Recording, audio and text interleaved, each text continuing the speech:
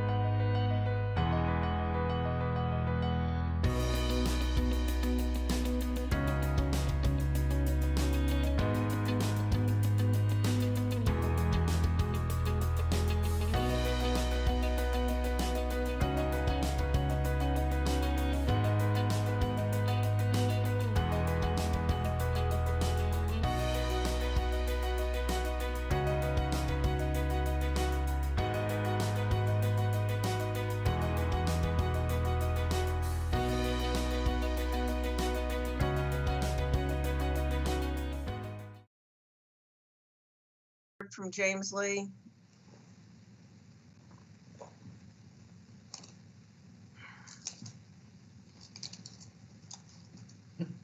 It looks So like he'll be on in 15 minutes. James Lee will be joining us shortly, so if we want to go ahead and begin, we can. Chair Henson. Okay, I don't know if it would help if the Regents would turn on their, I don't see Lisa. Lisa, are you back? I am. I have my video on. Okay, I think just with my screen, I can't see everybody. All right. Okay, that's good. All right, I think we will go ahead and begin. Hannah, are you ready? Yes, ma'am. Would you like me to call roll? I will call the, I'll do the preliminaries first. So I would like to call to order the Kentucky Community and Technical College System Board of Regents Executive Meeting. The time is 10:06 Eastern Time. The press was notified of the meeting on September 9th, 2020. Pam Duncan, KCTCS Associate Vice President of Legal Services, will serve as parliamentarian. Before we begin, I'd like to remind us of a few things. Keep the microphones muted unless you are speaking so we can avoid feedback. To speak, please use your raise hand function and wait to be recognized by the chair. We will be watching for those throughout the meeting and call on you at the appropriate time if you raise your hand. Do not use the chat feature, as any questions need to be asked and answered aloud. Remember that in the event of a vote, a roll call will be called, and you will have to be seen and heard in order to vote. Thus, your camera needs to be turned on. Please speak your name and pause before placing your vote so that Teams has time to catch up on the screen. Please keep in mind that we have viewers watching via YouTube, so I ask that you make sure your camera is on you and you avoid having background noise, distractions, and walking around. At this time, I'd like to welcome back Hannah Rivera and ask her to please call the roll. Yes, Chair Henson, thank you. Chair Henson. Here. Lisa Damaris. Here. Thank you. Wendy Fletcher. Here. Damon Allen is going to be absent in this meeting. Chris Girdler. Here. Thank you. And James Lee Stevens should be joining us shortly. A quorum is present. There being a quorum present, committee business will begin with the approval of the minutes from the last meeting. These minutes have been distributed to all members. Are there any corrections to the minutes? You're not muted, Hannah. Okay, if there are no corrections, the minutes are approved. Are there any additions or changes to the agenda? There being none, we will proceed with the agenda as presented. The first item of business is an action item with the renewal of the mission statement for Big Sandy. The recommendations that KCTCS Board of Regents approve the renewal of the mission statement for Big Sandy Community and Technical College is presented in the agenda materials. I'd like to call on Dr. Box to introduce this agenda item. Thank you, Chair Henson. It is my honor and privilege to call on Dr. Sherry Zilka, the President and CEO of Big Sandy Community and Technical College, to make this presentation on their updated mission statement. Dr. Zilka. Thank you, Dr. Box. I appreciate you giving me the opportunity to speak with you about approval of our updated mission statement. And I have with me here today people that were heavily involved in the process. And the first is Myra Elliott. She's the Dean of Strategic Initiatives, and Denise Atkinson, who is the Director of Institutional Effectiveness and Institutional Research. And I just want to go through kind of what we did to look at our mission statement and get community, internal, external feedback. In the fall of 2019, we got the Planning Council together, and it was inclusive of leadership across the college to review the current mission statement and making sure that it was in alignment with both the Big Sandy themes and the proposed goals of KCTCS. excuse me, at this meeting, the results were there was consensus that the mission statement represented the college's vision and commitment. A draft version was developed, adding the required statement about serving the region. In February 2020, we held a community forum. We identified CEOs within the region that Big Sandy serves. The group participated in a strengths, opportunity, aspiration, and results analysis and discussions reviewing the current mission, vision, values, and themes, along with future possibilities for the institution. Results from the meeting reflected the mission statement is in alignment with the CEO's expectation for Big Sandy Community and Technical College. Then in April of 2020, we did a community survey and we solicited feedback for members out in our community. The results reflected the mission statement is relevant and consistent with community perceptions, with 89% of respondents indicating the mission statement accurately reflects the core purpose and focus of Big Sandy Community and Technical College. In April of 2020, we did an internal survey, and a draft version was sent out to all Big Sandy Community and Technical College employees, along with the survey designed to solicit input and provide opportunity for feedback. The results reflected the mission statement is relevant and consistent and continues to describe the overall purpose and scope of Big Sandy, with 92% of the respondents indicating that the mission statement accurately represents the core purpose and focus of Big Sandy.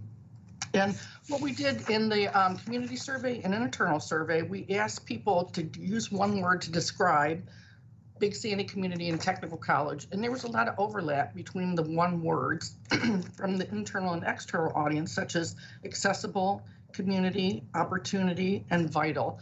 That kind of sums up the overarching theme there.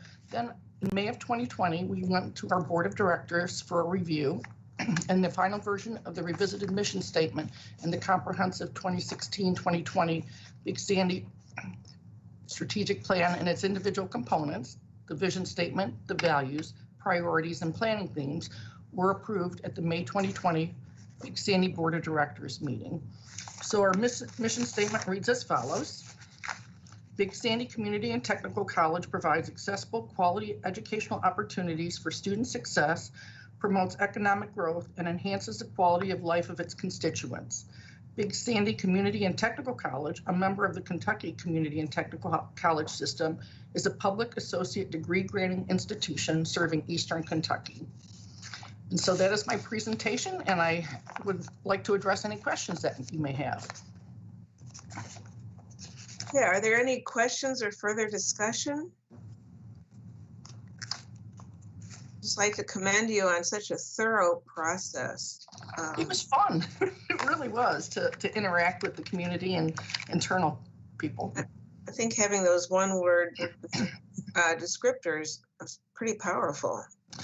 And, you know, that's something that when we hosted the board meeting on our Pikeville campus in September, I, saw people around the table that were asked that question, what they came up with, and I thought that was a really good tool to use to get some direct feedback.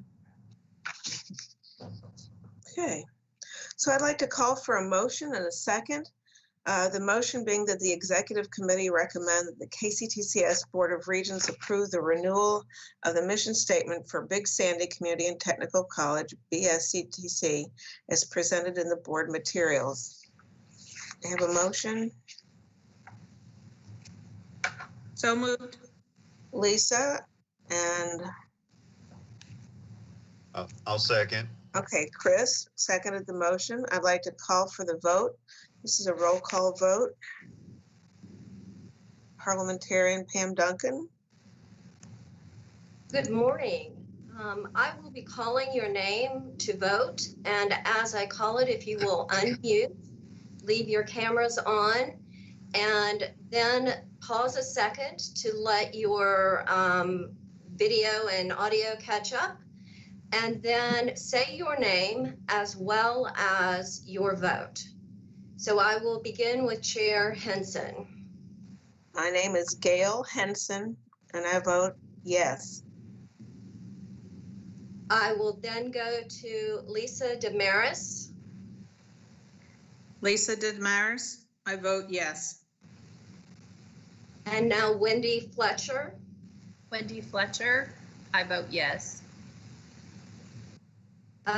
Damon Allen, is he present now? No. Damon Allen is not present. We will now go to Chris Girdler. Chris Girdler, and I vote aye. And has James Lee Stevens logged in? No. He is not present. So we have 1, 2, 3, 4 yays and 2 absences. The vote carries.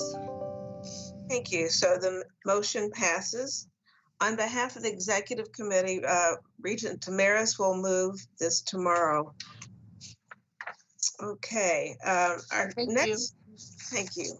Our next action item is the policy revision of KCTCS Board of Regents Policy 7.4, the recognition of independent foundations. We have read this, we've talked about this. So we do have the recommendation that the KCTCS Board of Regents approve the proposed revision of KCTCS Board of Regents policy on recognition of independent KCTCS foundations. This can be found in your agenda materials and attachments A and B. Dr. Box will introduce this agenda item. Thank you, Chair Henson. I'd like to call on KCTCS Vice President Ben Moeller, who will summarize the presentation and then also answer any of your questions. Mr. Moeller. Thank you, Dr. Box. Thank you, Chair Henson. Thank you, members of the Board of Regents Executive Committee for opportunity to present today. So a quick summary, I provided a comprehensive review and report of this policy revision in June at the last meeting of the Executive Committee. At that meeting and following the full board meeting, I received some questions, but no concerns regarding the substance of this recommended policy revision. I appreciate a refresher may be helpful for any new regents. I don't know that any are new since the last meeting, but you'll see some of that in the rationale. It lists that the reason for this revision was it basically updates the policy from its last review date, which was 15 years ago, to reflect industry best practices. It also codifies consistent standards, processes, documentation for a independent foundation to become recognized within the KCTCS policy. It codifies benefits. It also clarifies the result of losing that recognized status. So that is the summary of the rationale of why the process that we undertook to get to this point was about a little over a year ago, the summer of 2019, which seems like eons ago, honestly. We convened a group of the chief advanced officers from each of the the 16 community colleges, who, in the instance of 14 of those, they serve as the executive director of their independent foundations. We reviewed the policy recommendations and went through a process of basically revising the policy.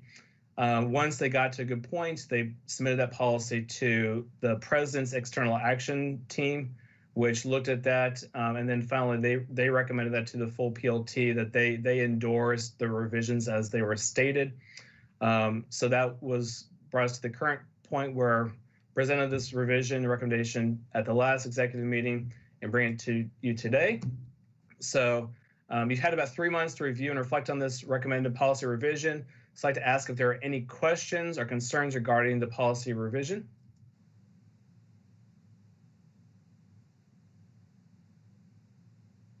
And if you're on mute, we don't hear you. Either that or there are no questions. I'll wait a little bit longer. All right, so hearing no questions or concerns, I recommend this policy revision move forward for a full formal vote. And I appreciate your time and attention to giving this the due diligence it really necessitated. Thank you so much. We have been through this. Are there any further questions that would like to be addressed? I actually just had one, and it is at the very end of the revisions on 7.4.4 on the procedure. And it says the KCTCS president may administratively recognize or withdraw recognition of a foundation and promulgate administrative policies and procedures to implement and manage this Board of Regents policy. Can you explain to me what that really means? So what that means is that this policy implements an administrative policy by which we are able to enter into MOUs with those independent foundations that would help enforce the standards that are stated in this policy.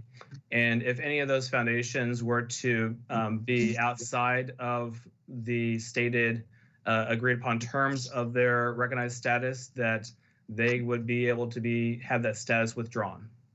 So it basically gives this policy teeth for us to enforce the standards of ethics, accountability, transparency, data protections, and how we deal with donors. But that would not give the KCTCS president ability to move funds from those foundations or anything like that. It's just literally recognizing them as independent status for their colleges. Correct. Yes, because they are independent foundations, the president and the regents do not have authority to meddle in the fiduciary responsibilities of those separate organizations. This is really, we are giving to them the ability to be recognized as a recognized foundation. And if they are not within the standards that we have set through this policy, then we can remove that recognition status. But we are not able to, either through this policy or otherwise, to move or dictate how foundations deal with their funds. That's correct. Okay. Thank you for clarifying. I appreciate that. Not a problem. Are there any others? Okay. Then I'd like to call for a motion and a second, and our motion is that the Executive Committee recommend that the Board of Regents approve the proposed revision of KCTCS Board of Regents Policy 7.4, the policy and recognition of independent KCTCS foundations, attachments A and B. And may I have somebody make the motion? So moved. Thank you, Wendy Fletcher made the motion, and I'll second. Lisa Damaris seconded the motion. I'd like to call for the vote. Parliamentarian Pam Duncan will conduct the roll call vote. Thank you. We'll go in the same order that we did on the previous vote. I call on Chair Henson for her vote. Gail Henson, yes. Lisa Damaris. Lisa Damaris, yes. Wendy Fletcher. Wendy Fletcher, yes. Damon Allen is not present. Chris Girdler. Chris Girdler, yes. And has James Lee logged on? James Lee is not present. There are 4 yes votes and 2 non-present members. The vote carries. Thank you. So at the board meeting, Regent Damaris will provide a summary of the agenda item and make the motion. Thank you. Our next item is an update.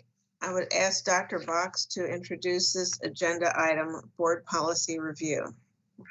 Thank you, Chair Henson. At the request of the board, you asked us to do a review of the KCTCS Board of Regents policies. We did embark on that review, and we have an update on the process today. And I would like to call on the KCTCS Associate Vice President Pam Duncan to assist with this presentation, and I'll turn it over to her. Thank you, Dr. Box. I know that your meeting invitation and this process began with General Counsel Murray.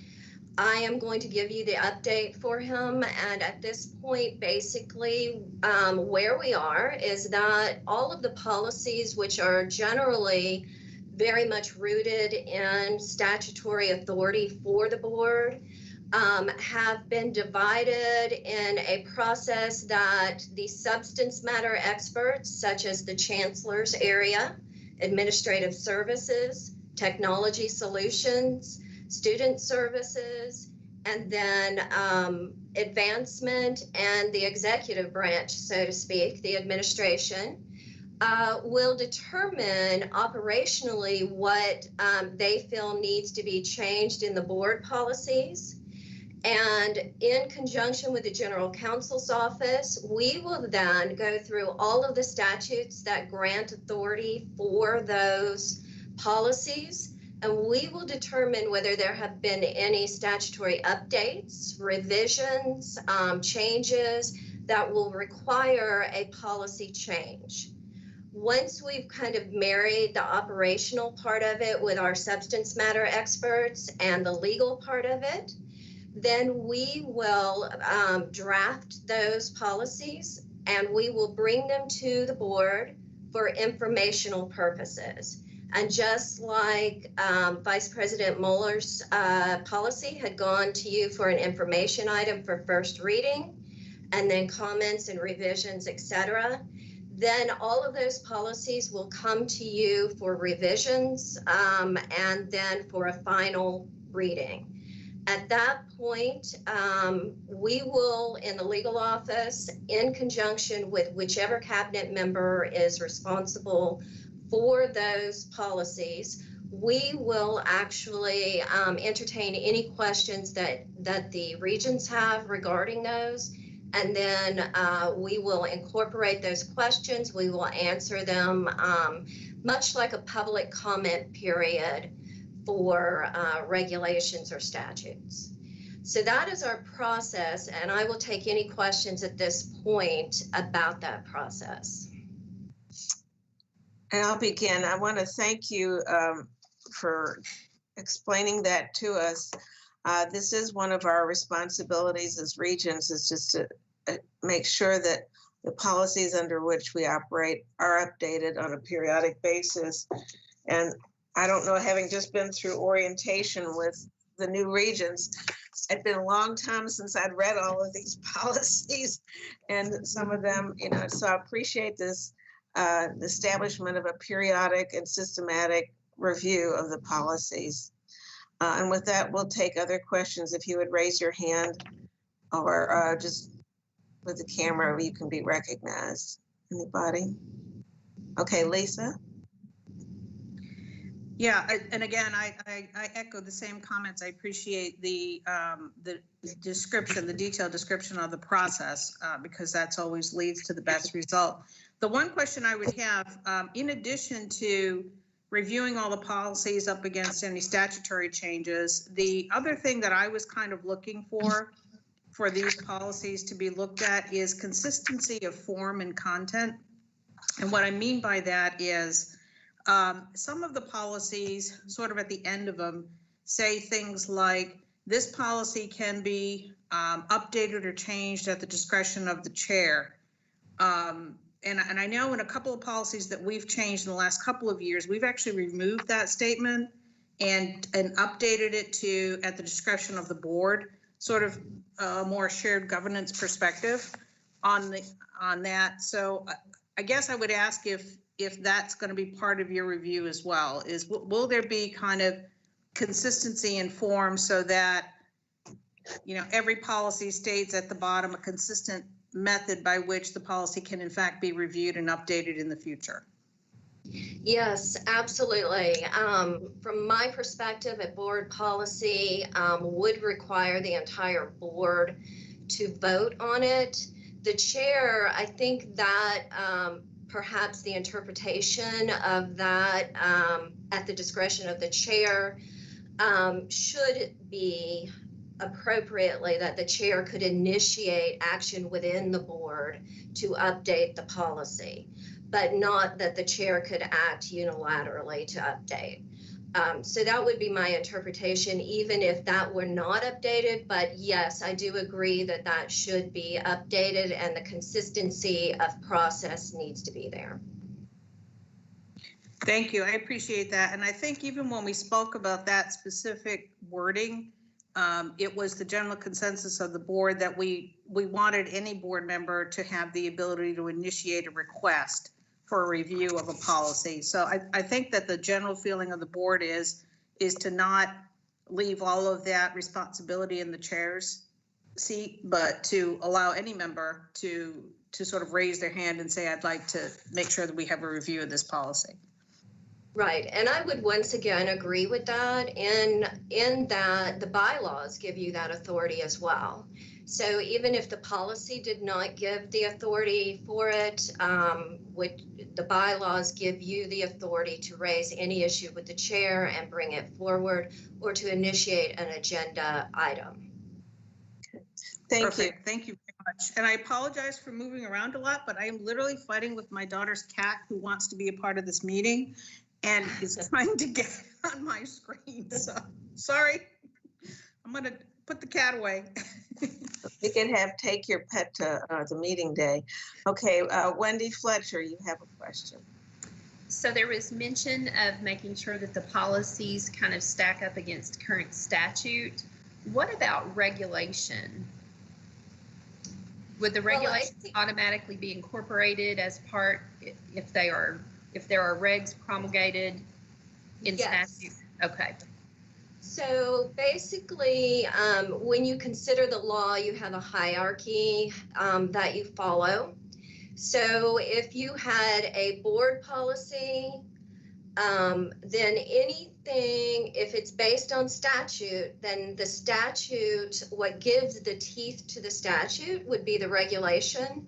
And so the regulation automatically follows with the statute. Does that answer your question? It does, and thank you. Okay, I think this is just good practice, to have these on a periodic review. Are there any other questions? Just one, and you might not have a specific answer, but as to timeline, what is your expectation of when we would get to the point where everything's been sort of reviewed and scrubbed and come back to the board? Right. I do not, and I apologize for not having a specific time frame. I am just jumping into this process. So in the coming weeks, I will be evaluating what the timeline should be. And I will have a better idea probably by the end of the month. So I can assure you, however, that we're going to make it a priority to update board policies, and in conjunction with the update of the board policies, to update any administrative policies that need updating. So that is going to be a priority of this office. And that's a fair answer. I understand where you're coming from. Chair Henson, is there some way that perhaps we can add to the minutes that at a minimum we would revisit this topic in, say, maybe March or two meetings from now if we don't have an update between now and then? Oh, absolutely. That's part of our responsibility. I don't know if that timetable if it's available in December. I'm sure they will give it to us. And it will probably be a staggered review, because each division will need to look at something. And I know at my institution, different departments review every 3 years. So we're staggered, just for language, unless there's some sort of legal. So absolutely, just let the minute reflect. We'll keep this on the back burner, and maybe March might be the first meeting of our new president, but we will have a report on this at the next 2 meetings. Thank you, Pam. Could be perfect timing. Thank you. Yes, thank you so much. Okay, any other further questions or discussion? Good aspect of housekeeping here. That's good. So at the board meeting, Regent Damaris will give a summary of this discussion. So the next meeting of the KCTCS Board of Regents Executive Committee will be on December 3rd, 2020, hopefully at the system office in Versailles. We see James Lee Stevens has come. Thank you for coming. So I'd like to call for a motion to adjourn. Motion to adjourn. So moved. So moved. Okay, Wendy moved and Lisa seconded. Pam Duncan will have the roll call vote. Again, we'll go in the same order. Gail Henson, Gail Henson, yes. Lisa Damaris, Lisa Damaris, yes. Wendy Fletcher, Wendy Fletcher, yes. Jamin Allen is not present. Chris Girdler, Chris Gardler, yes. and James Lee Stevens. James Lee Stevens, yes. So there are 5 yay votes, 1 non-present member, and the vote carries. Okay, so the meeting adjourns at 10:35 p.m. a.m. And we will reconvene in our committees after lunch. Dr. Box, do you have any housekeeping that we need to know about? No, ma'am. All right, so we will see academic affairs at 12:30. So that's all. Thank you very much. Thank you. Thank you. Bye-bye.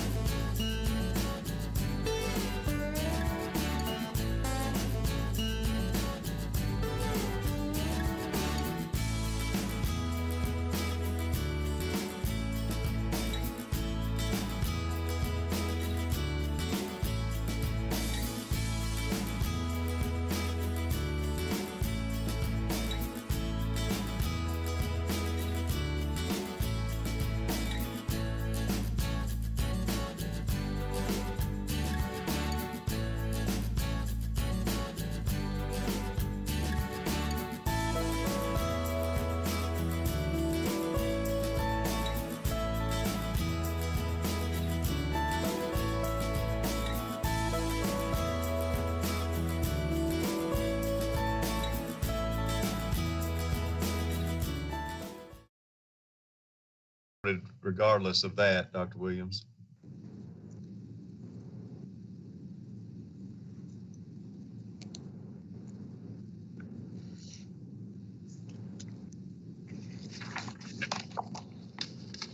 What, are there any objections to going ahead and getting started? Do we have everyone here?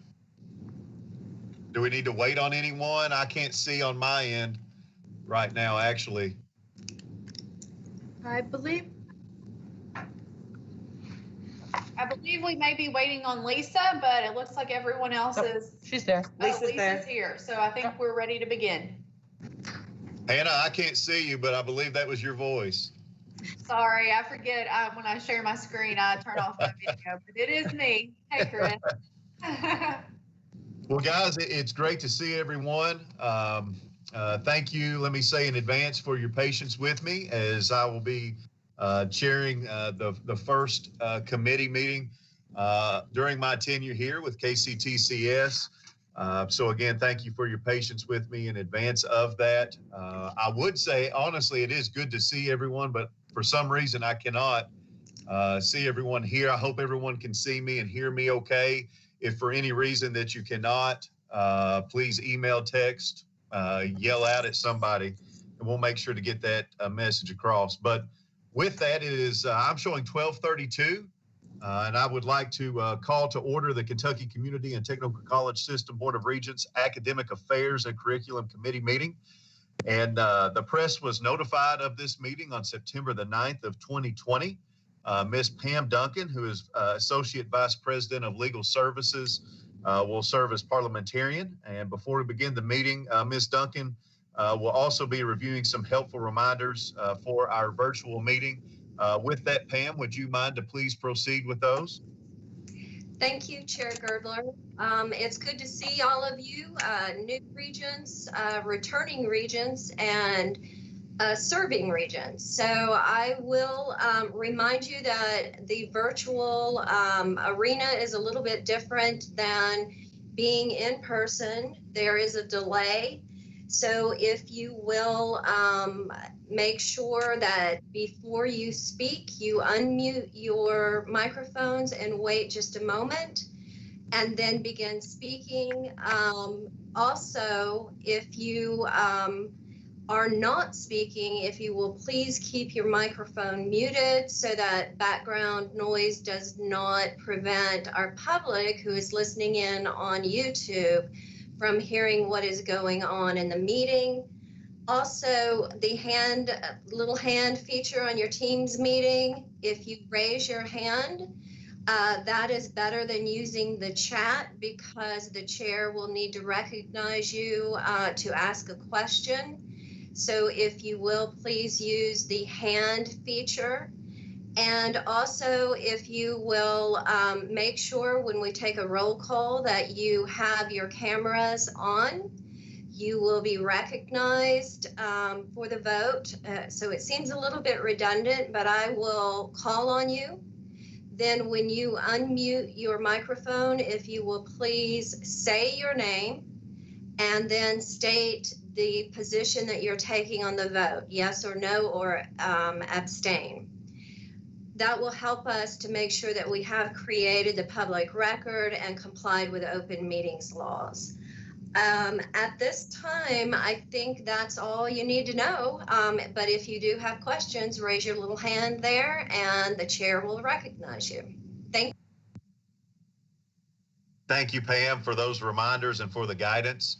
I would like to move forward and please ask Ms. Amy Jennings to please call the roll.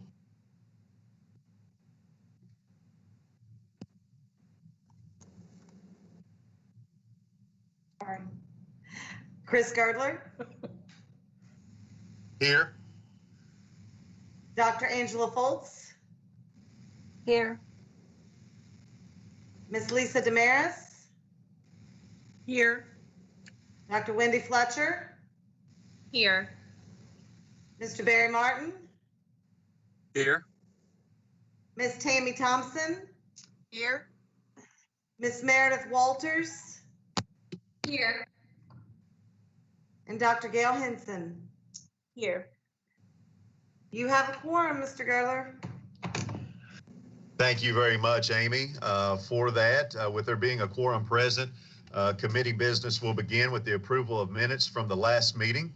I would like to begin with welcoming several of our regents. As I mentioned before, my first meeting as chair, and I do appreciate the opportunity to be able to serve in this role. I want to welcome our new committee members, Dr. Angela Fultz, Ms. Lisa Damares, Dr. Wendy Fletcher, Mr. Barry Martin, Ms. Tammy Thompson, and Ms. Meredith Walters.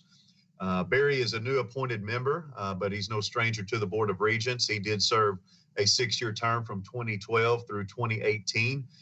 So with that, Barry, welcome back. Again, I wish I could say it's good to see you, but literally I see your initials down here and that's it right now.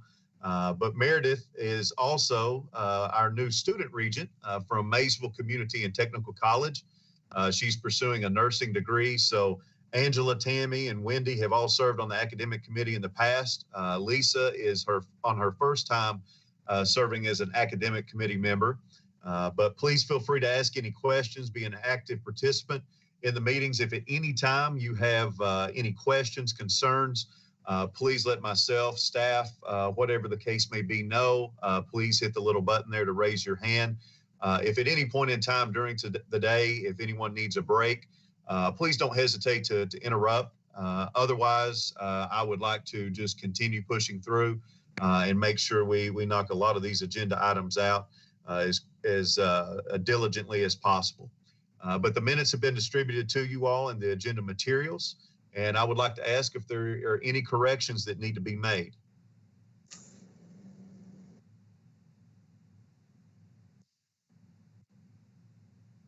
If there are no corrections, the minutes are approved as distributed. Are there any additions or changes to the agenda today?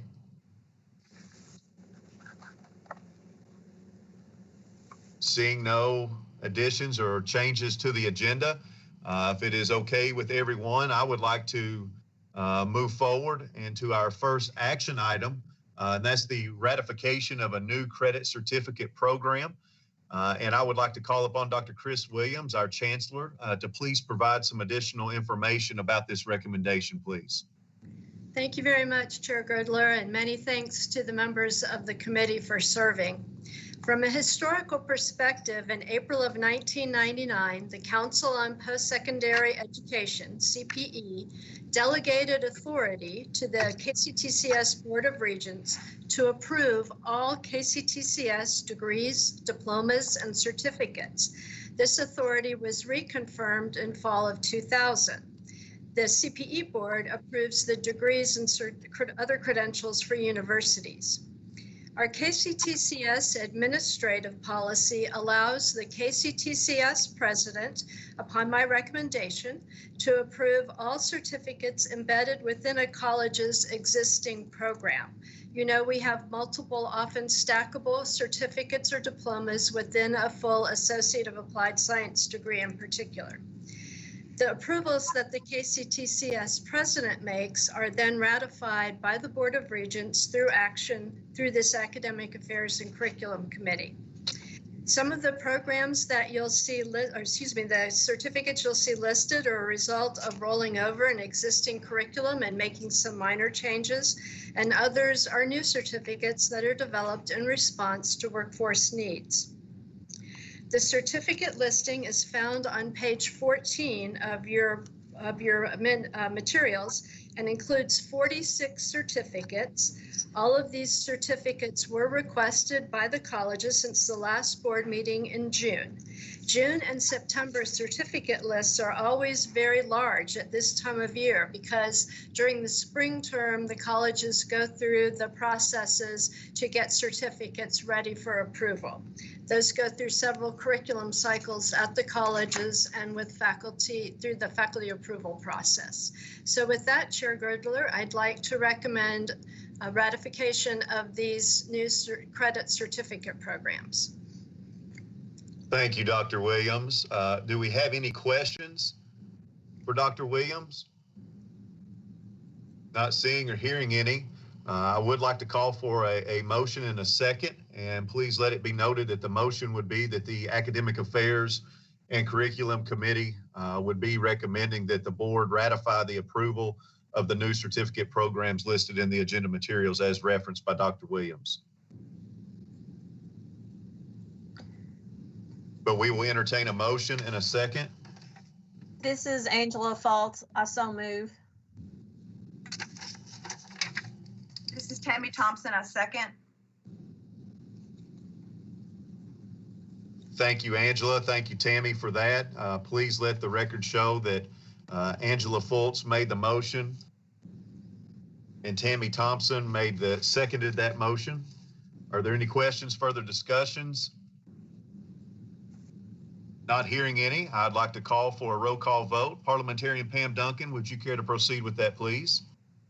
Yes, thank you. If I could have all Regents cameras on, please.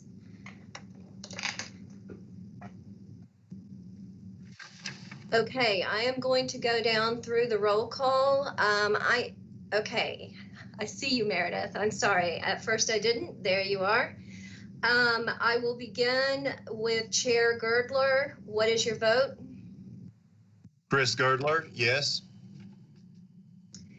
Dr. Angela Fultz, please state your name and your vote. Angela Fault, yes. Regent Damaris, please state your name and your vote. Lisa Damaris, yes. Regent Fletcher. Regent Fletcher, yes. Regent Thompson. Regent Thompson, yes. I'm sorry, I skipped over Regent Martin. This is Regent Martin, yes. Regent Walters. This is Regent Walters, yes. And Regent Henson, Chair Henson. This is Gail Henson, yes. All right, the vote is unanimous with no noes and no abstentions. The vote carries. Thank you very much, Pam. Please let the record reflect that the motion did pass unanimously. On to action item number 2 is the KCTCS colleges candidates for credentials. It will be the recommendation to approve the awarding of these candidates of the degrees and diplomas. And for a little bit further explanation, I would like to call upon Dr. Gloria McCall, Vice President of KCTCS, to please provide some additional information about this recommendation. Thank you, Chair Girdler, and good afternoon to everyone. The list of candidates for April 11th, 2020 through July 17th, 2020 shows 21,603 credential requests, of which 14,582 are unduplicated. In the area of certificates, there were 13,391, of which 7,120 were unduplicated. In the area of diplomas, there were 1,303 requests, of which 1,153 were unduplicated. For the associates in arts, there were 1,932, of which none were unduplicated. In the area of associate in science, there were 1,392, of which 1,391 unduplicated. In the area of associate in applied science, 3,010, of which 2,981 unduplicated. And finally, in the area of associate in fine arts, there were 5, specifically 3 in theater at Owensboro Community and Technical College, and 2 in visual arts at West Kentucky Community and Technical College. That ends the report for the candidates for April 11th through July 17th, 2020. Chair Girdler. Thank you, Gloria, for that information. Does anyone have any questions for Dr. McCall? Any questions, concerns, comments? This is Tammy. I'm just wondering, when we look at the numbers of 21,000, you know, we would double that, right, for the full academic year, and that puts us at like 43,000 something. Isn't that right, Dr. McCall? Well, that would be close to right, but not 100%, but you're in the right ballpark. And I'm just wondering, I mean, I know that, you know, our enrollment's been down, and just as a reflection of that, because the numbers I was looking, well, my computer's not working right now, but that's from what, 58,000 from last year. So we're just a reflection of our numbers being down. Is that right? That is correct, Ms. Thompson. Yeah, just wanted to point that out because it's always hard to see those numbers go down. Right. Thank you for the comment. Any other questions? Thank you, Tammy. I believe that Chair Gail Henson has a question. Gail? Yeah, I just wanted to make a comment. I know our numbers for the Associates of Fine Arts may seem small, but for those of us who've been with the creation of those programs, especially in Paducah, West Kentucky, we're really excited. It takes a special person to pursue those. And, so I was glad to see the 5 Associate of Fine Arts. Absolutely. I just wanted to say bravo. Thank you. I believe we have a question from Angela Fultz. I just wanted to comment that casting this vote is one of the most gratifying things we do as Regents. This is one of the most satisfying things we do is award students credentials. I couldn't agree more with you, Angela. I believe this is the end result of a lot of hard work on behalf of a lot of hardworking people. So thank you for those kind words for everyone involved. Any other questions, concerns? Not seeing any, would love to call for a motion in a second. So moved. If you don't mind, who was that just made the motion? Regent Fletcher. Thank you, Dr. Fletcher. Do we have a second? This is Angela Fultz. I'll second. Thank you, Dr. Fultz. Appreciate that. Having a first and a second on the floor, if there's no further questions or discussions, I would like to call for a vote. Parliamentarian Pam Duncan, would you care to conduct the roll again, please? Yes, thank you, Chair Girdler. If all regents who are voting will please have their cameras on when they vote and their audio available. I will begin the roll call now. Chair Girdler? Chris Girdler, yes. Dr. Fultz? Angela Fultz, yes. Lisa Damaris? Lisa Damaris, yes. Dr. Fletcher? Wendy Fletcher, yes. Barry Martin? Barry Martin, yes. Tammy Thompson? Tammy Thompson, so glad to say yes. Meredith Walters? Meredith Walters, yes. And Board Chair Henson? Gail Henson, yes. Yay, we have a unanimous vote for credentials. The vote carries. Thank you, Pam. Again, let the record reflect that the motion carried and passed unanimously. Let's move on to our third action item today, and that's new program proposals.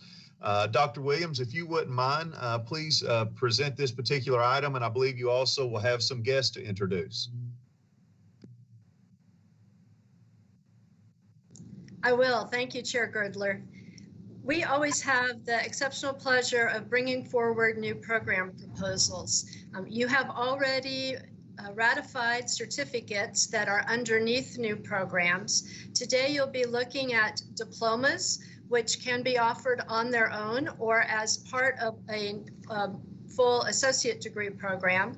And you can also you will also look at a new complete associate's degree program. Please think about that process of certificate ratification, diplomas that are new to an institution, and diplomas that are embedded in a current program already at an institution, as we'll be discussing that later.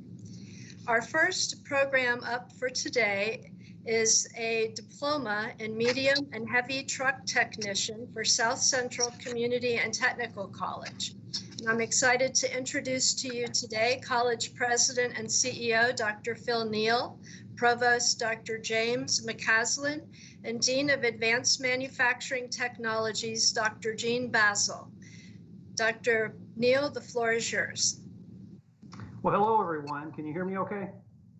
Yes. Yes. Wonderful. Well, good afternoon to those of you in the Eastern time zone, and good morning to those of you in the Central time zone. It's good to see so many faces that I haven't seen for so many months. And Chair Girdler and committee members, thank you for allowing us just a few minutes of your time this morning.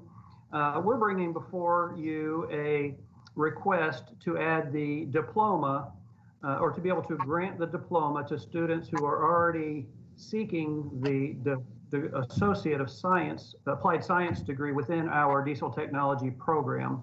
In December of 2018, this committee approved, and the board then later approved the offering of this Associate of Applied Science degree at South Central Kentucky Community and Technical College. So today we're coming back to you for this program that is already in place and in motion to be able to offer the credential of the diploma for students who earn that along the way. There are no further resources that are needed to offer this diploma because the program, the whole degree program, is already in place. Classes are already being offered and students are already enrolled. We just seek your permission to offer the diploma. And we'd be happy to answer any questions that you have at this time.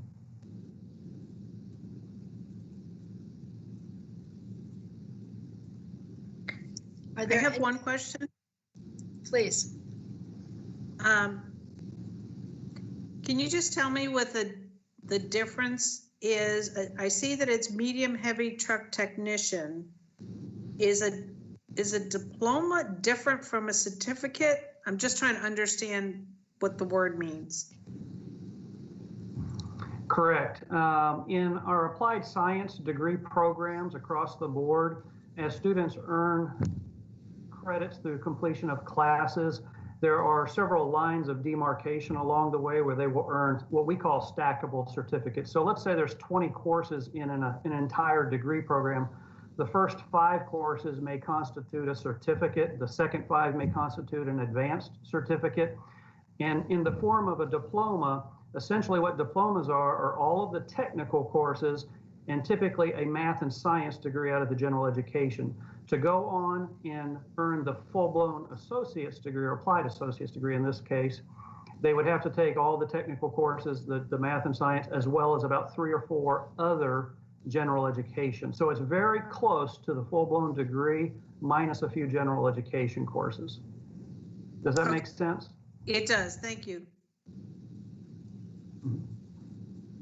Thank you, Dr. Neal. Do we have any other questions? Hearing none, Chair Girdler, I'd like to recommend approval of the diploma as a stackable credential under an existing program at KCTCS. That sounds good to me, Dr. Williams. I'd like to call for a motion and potentially a second. I so move. I'll make a, We don't want to fight over motions now. Who was that number one? Was that you, Gail? Yes, Gail. Board Chair Henson. Do we have a second? I'll second it. I believe that was Barry Martin with the second. Yes. Not seeing any further questions, any need for a discussion, I'd like to call for a vote. Parliamentarian Pam Duncan, would you please conduct a roll call vote? Yes. I begin with Chair Girdler. Chris Girdler, yes. Dr. Fultz. Angela Fultz, yes.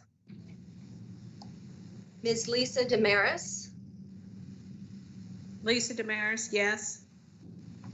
Dr. Wendy Fletcher. Dr. Fletcher, yes. Mr. Barry Martin. Barry Martin, yes. Ms. Tammy Thompson, Tammy Thompson, yes. Ms. Meredith Walters, Meredith Walters, yes. and Board Chair Henson. Gail Henson, yes. The vote is unanimous and therefore carries. Thank you, everyone. Congratulations, Dr. Neal. Thank you and your team for the work that you all are doing. And again, please let the record reflect that the vote carried unanimously. We have one other item, I believe, don't we, Dr. Williams? Diploma in Civil Engineering for Big Sandy. We have two, actually, this new program and one that follows. This is a diploma in civil engineering technology for Big Sandy Community and Technical College.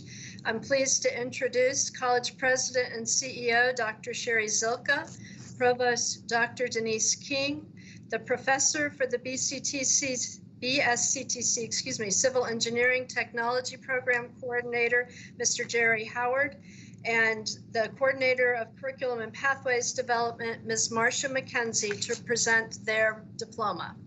Dr. Zilka? Thank you very much. Thank you, Chair Girdler and the committee members. So I'm going to provide an overview of the program and talk about the benefits of the program. Big Sandy currently offers the AAS degree in Civil Engineering Technology and seeks to expand its program by adding the diploma to its offering to better serve our constituents. Adult outreach contact and survey of potential students conducted by the college's recruitment department found that the greatest demand for education by unemployed adults is training that leads to rapid employment. This population of potential students is very career-oriented and needs to support families and regain financial stability in a time-efficient manner. The Civil Engineering Diploma Program is designed to streamline training for a more rapid entry or re-entry into the workforce for displaced and second career workers, particularly those who were formerly employed in the coal industry.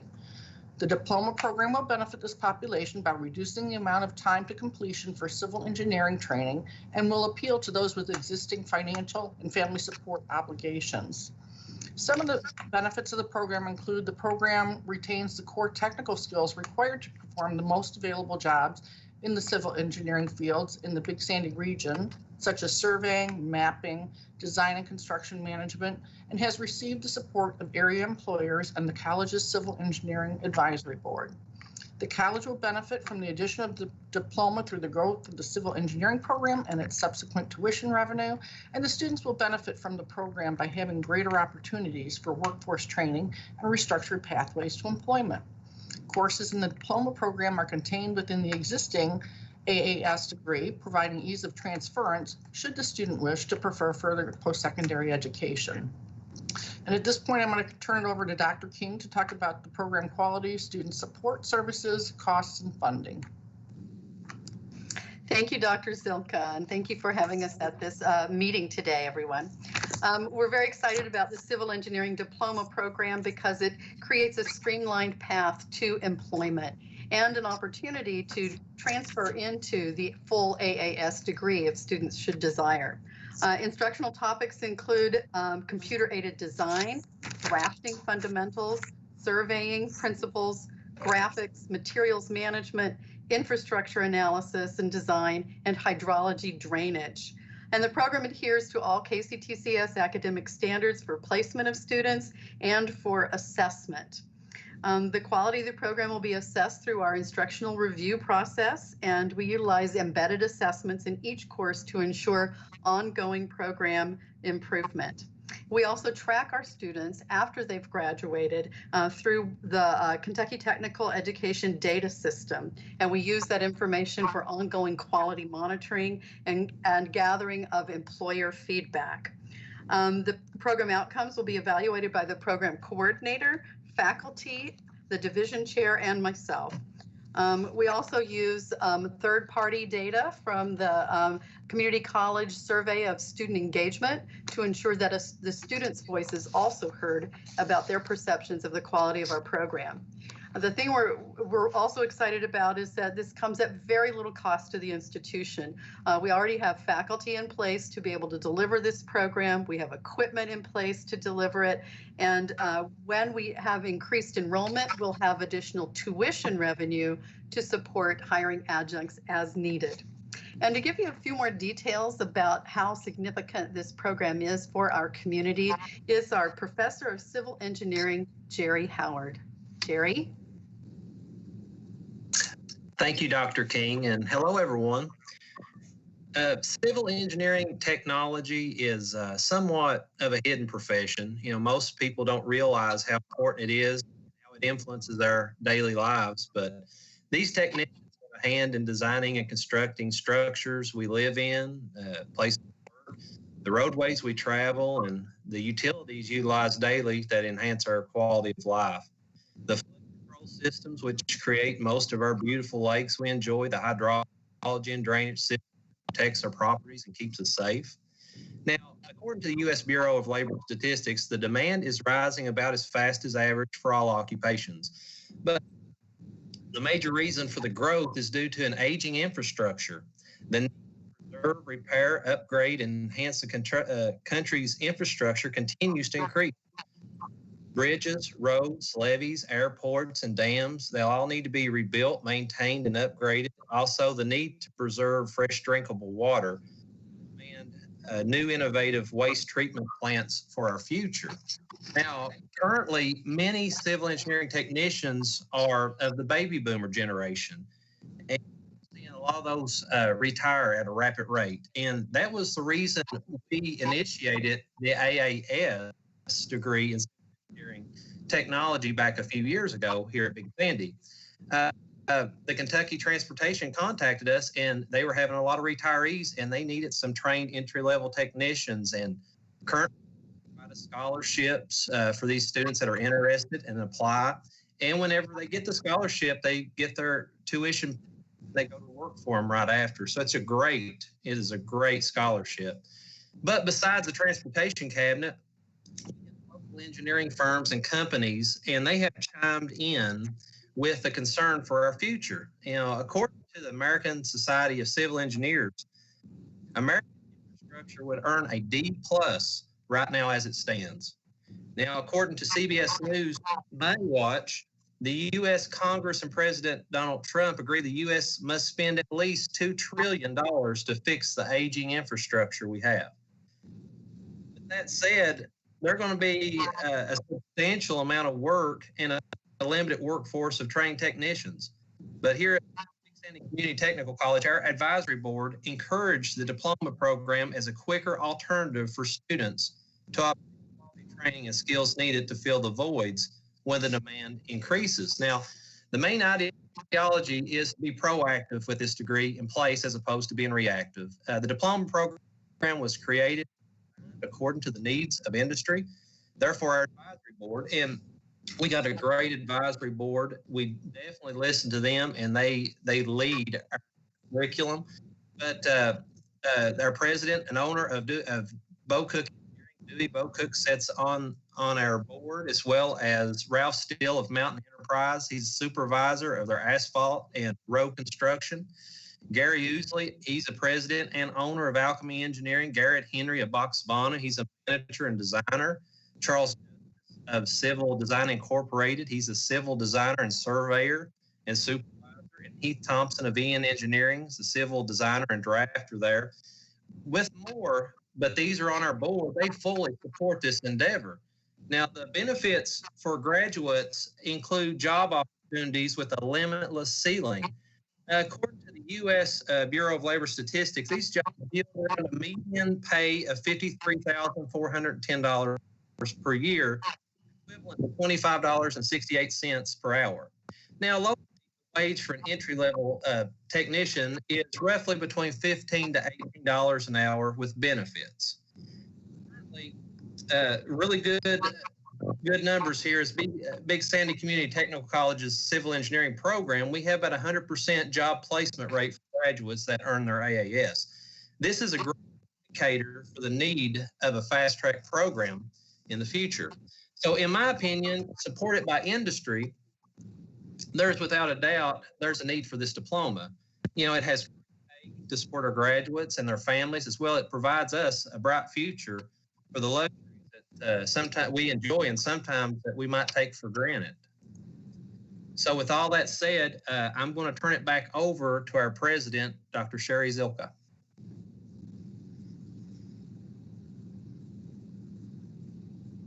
Got to unmute and camera.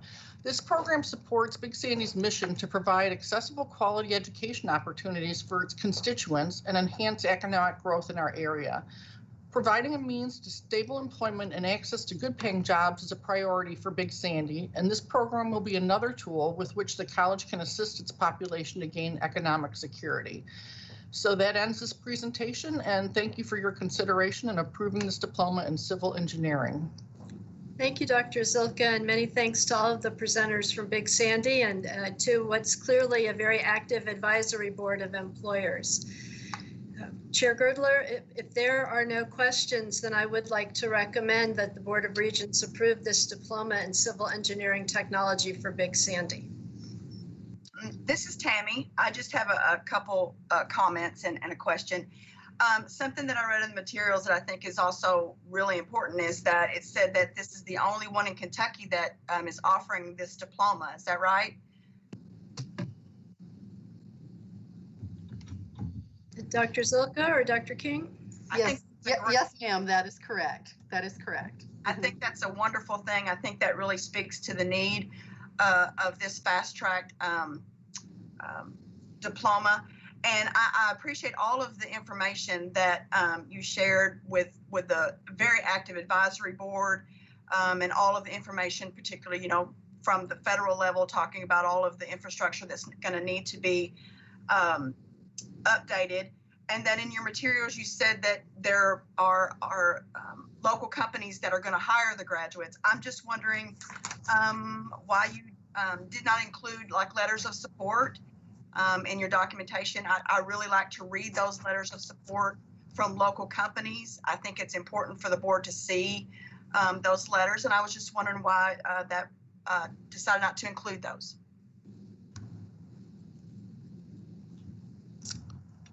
We can get you some letters of support. I wasn't sure of what all goes in, what went in with that packet, but that wouldn't be an issue. We really do have a very supportive advisory committee, and they're hiring our graduates, but we can do that.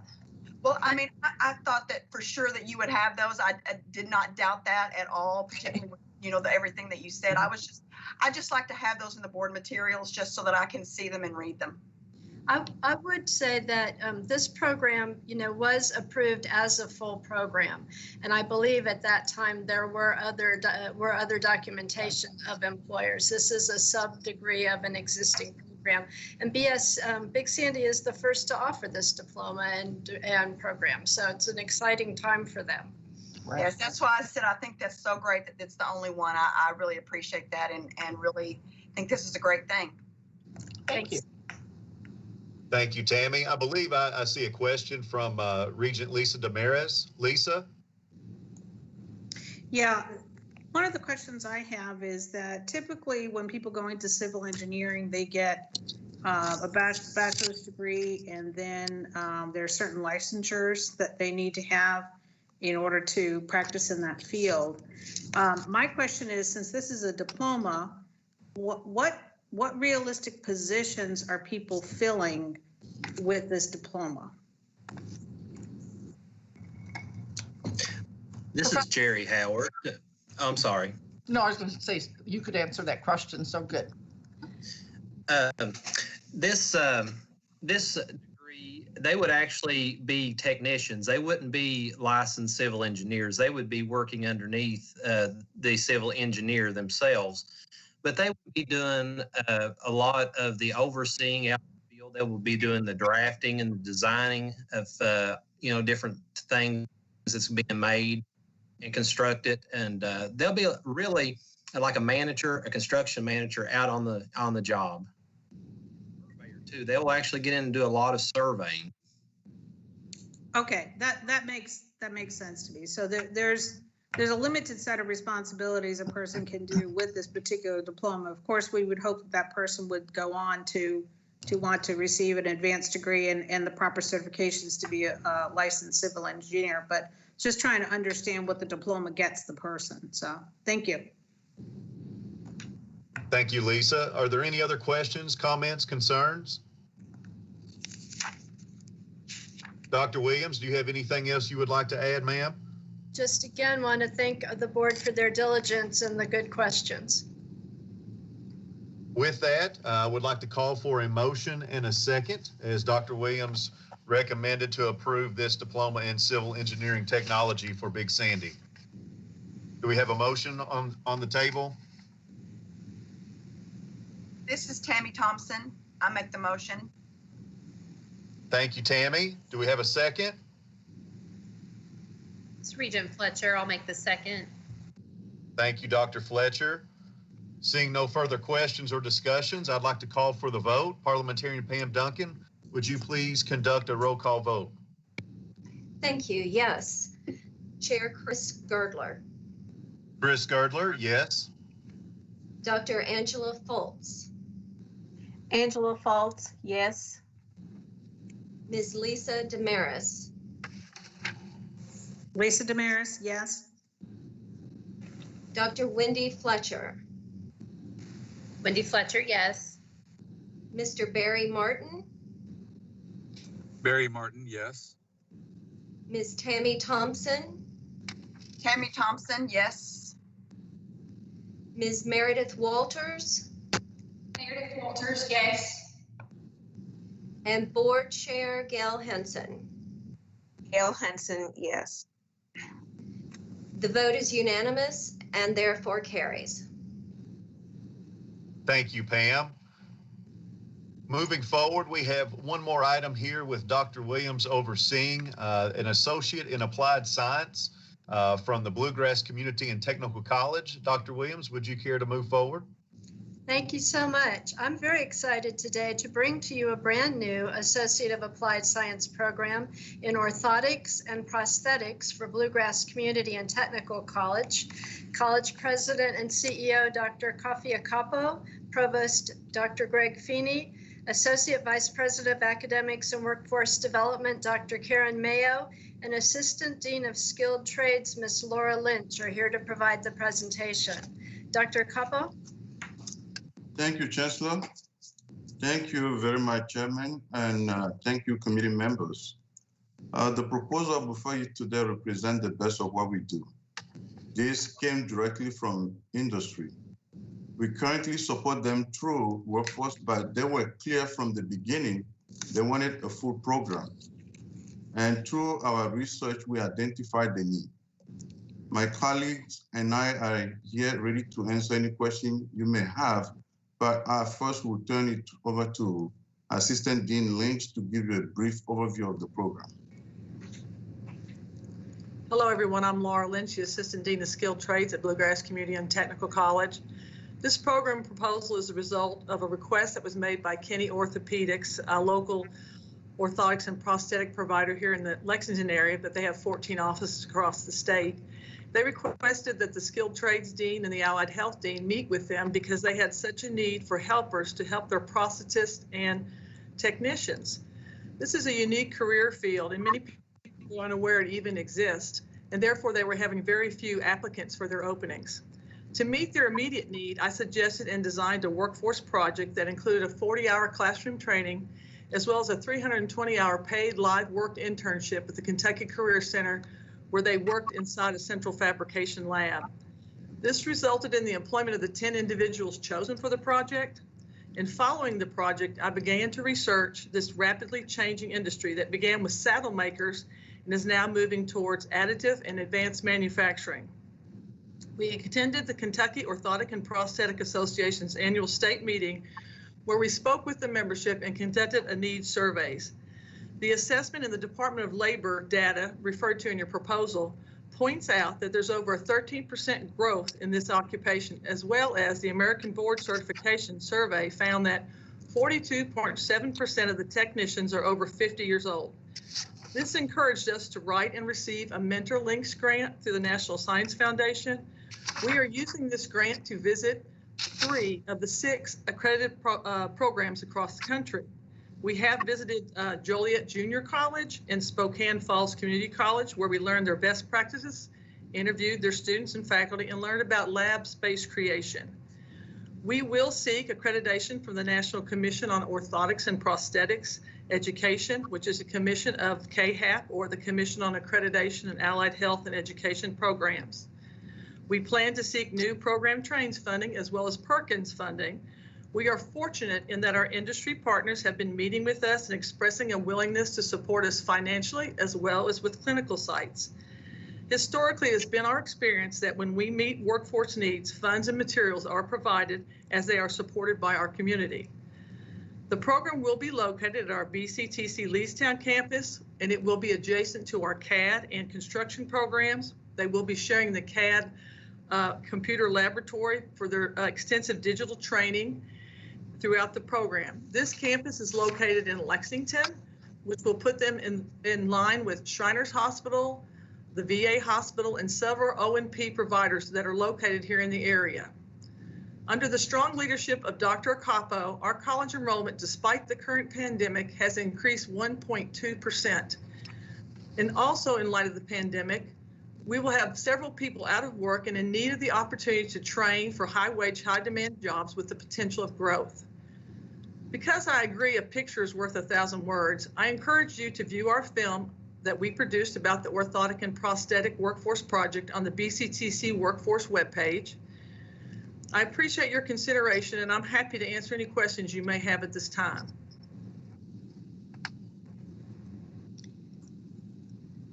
Thank you very much for the presentation. Are there any questions from the Regents for this proposal? This is Tammy. I don't have any questions, but just a few comments.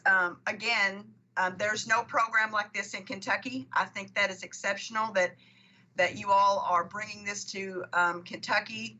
I think there's only 6 in the U.S., which really lends itself to, as you said, the demand here in Kentucky. And I commend you for going and visiting and really working to bring this program to Kentucky. And I was impressed with the survey results that you had from the companies in town. I mean, I think that those results and the participation in that survey also speaks to the demand for these technicians. So I just commend you. Thank you very much. Thank you, Tammy, for those kind comments. Dr. Williams, is there anything else you would like to add? Just want to thank our presenters, both for meeting community need and doing a great job of presenting today, and recommend that the board approve this request for an associate in applied science in orthotics and prosthetics. That being said, do we hear a motion? This is Tammy. I make the motion. Thank you, Tammy. Do we have a second? This is Angela Fultz. I second. Thank you, Dr. Fultz. Seeing no further questions, concerns, comments, I'd like to ask for a roll call vote. Pam, would you care to conduct that, please? Yes, thank you. Committee Chair Chris Girdler. Chris Girdler, yes. Dr. Angela Fultz. Angela Fultz, yes. Ms. Lisa Damaris. Lisa Damaris, yes. Dr. Wendy Fletcher. Wendy Fletcher, yes. Mr. Barry Martin. Barry Martin, yes. Ms. Tammy Thompson. Tammy Thompson, yes. Ms. Meredith Walters. Meredith Walters, yes. And Board Chair Gail Henson. Gail Henson, yes. The vote is unanimous and therefore carries. Thank you. Congratulations. Pam, thank you for conducting that roll call. Dr. Williams, if you don't mind, if we could move forward with action item number 4, please. Absolutely. This is a request for a total program credit hour exception to the limit of hours. Most associate's degrees are 60 to 64 credit hours, with some associate of applied science degrees including more credit hours based on program prerequisites and requirements from accrediting agencies. Such a request for an exception to the credit hour limit was approved by the board in June, for example. The committee today is being asked to consider such a request for the orthotics and prosthetics program that you just approved. You've met our participants. Dr. Acappo, would you like to start the presentation?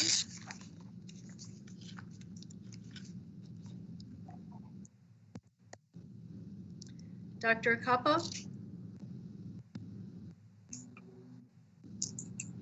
Dr. Williams, okay. They are mowing back here, so it's so noisy. Sorry. So, Dr. Finney, do you like to go ahead? Sure. I was just going to comment that this is strictly in relation to meeting accreditation standards and the number of courses and hours that are needed for that accreditation. So you all are requesting 65 to 71 credit hours, which is within parameters of some of our other allied health programs. Correct. So I would ask if the committee members have any questions about this request. This is Tammy. I don't have any questions, but just a comment. This also allows the students because that for program applicability, they can still get their financial aid because of this, if we move forward and vote for this, so that they can continue to get financial aid. That is correct. Thank you for bringing that up. For board members that are not aware, financial aid is approved only for courses within a designated program of study. So if the program is not approved, then the financial aid cannot be used on that coursework.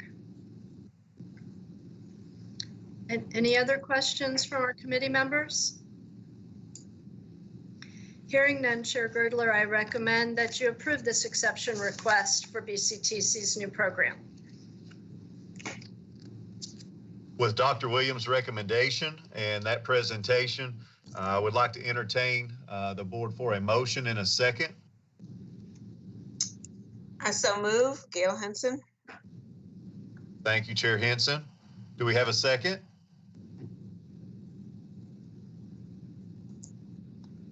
This is Tammy. I second. Thank you, Tammy. We have a motion from Gail Henson and a second from Tammy Thompson. Not seeing any further questions, I would like to call for a roll call vote.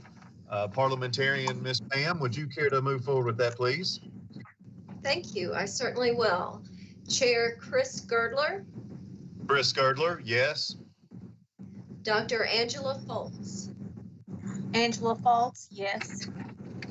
Ms. Lisa Damaris. Lisa Damaris, yes. Dr. Wendy Fletcher.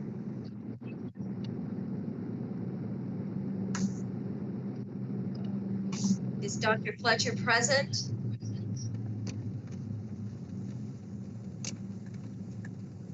If Dr. Fletcher is not present, we will move on to Mr. Barry Martin. Barry Martin, yes. Ms. Tammy Thompson. Tammy Thompson, yes. Ms. Meredith Walters. Meredith Walters, yes. And Board Chair Gail Henson. Gail Henson, yes. And I am going to call one more time for Dr. Fletcher to determine whether she's present. If she is muted. All right, hearing nothing, we will go with the vote. All members present voted unanimously, with one member not being present to vote, and so the vote carries.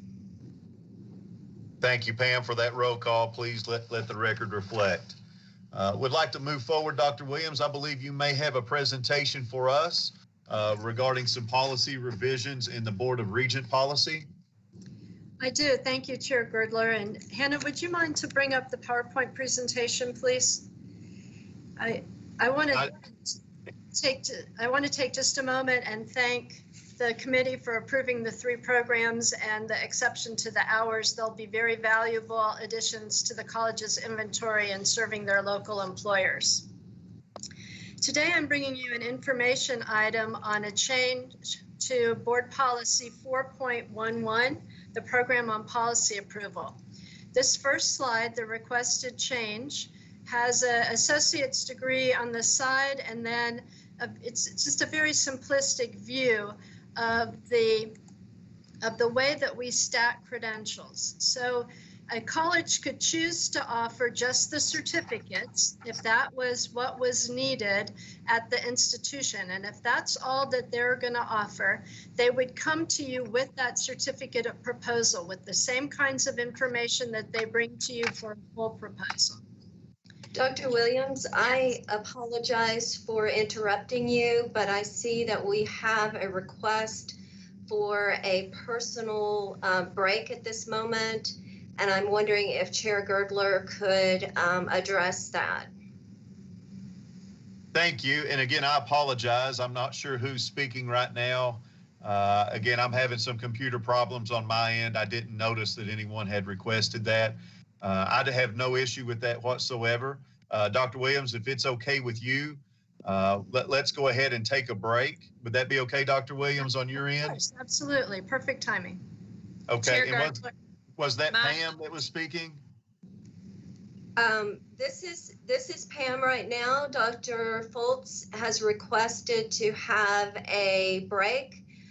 We would need to actually take a motion to have a break and just do a brief recess. But also I see that Regent Fletcher is back in the meeting and would like to have her vote recorded for the previous roll call. Are you able to show us your camera, Dr. Fletcher? Your picture? Yes. Can you see me? Yes. All right. My request for the break didn't go through, so I apologize, but I couldn't wait any longer.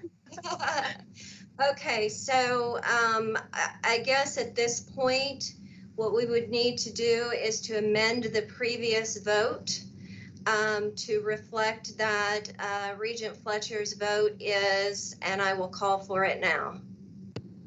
I need it verbally. Regent Fletcher, yes. All right, so that we will reflect that it was a fully unanimous vote and all members, while not present, are currently present within the quorum of the committee and here for the vote. So at this, certainly. So at this point, Chair Girdler, because we have a request for a brief recess, all I need is a quick motion and second for a recess, and we can unanimously vote on that. I so move. We have a motion by Gail, I believe. Do we hear a second? Second. I'll second. And do all regents agree? Yes. Yes. All right, Yes. we will take a brief recess. How long would you like to be out, Chair Girdler? 10 minutes max. 2 minutes? Would that be okay, Angela? How about 5? How about we 5 minutes? No, 10 minutes would be fine on my behalf, if that's okay with everyone else. Yes. Yes, 10 Yes. minutes would be great. Thank you. Yes. All right, please mute and also turn off your cameras while we're away. Thank you, everyone.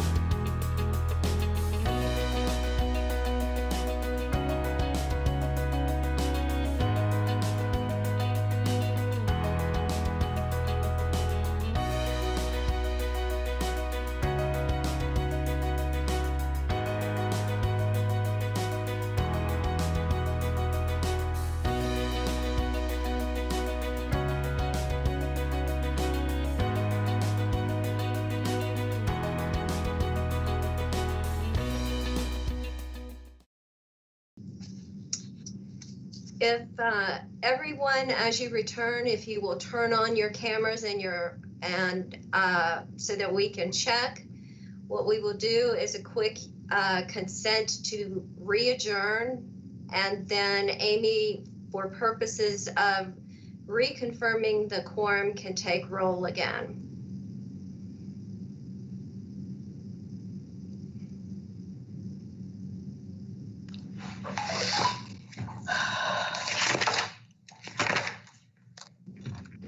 Are we ready? Yeah. Okay. Chris Girdler, Here. Angela Fultz, Here. Lisa Damaris, Here. Wendy Fletcher, Here. Barry Martin,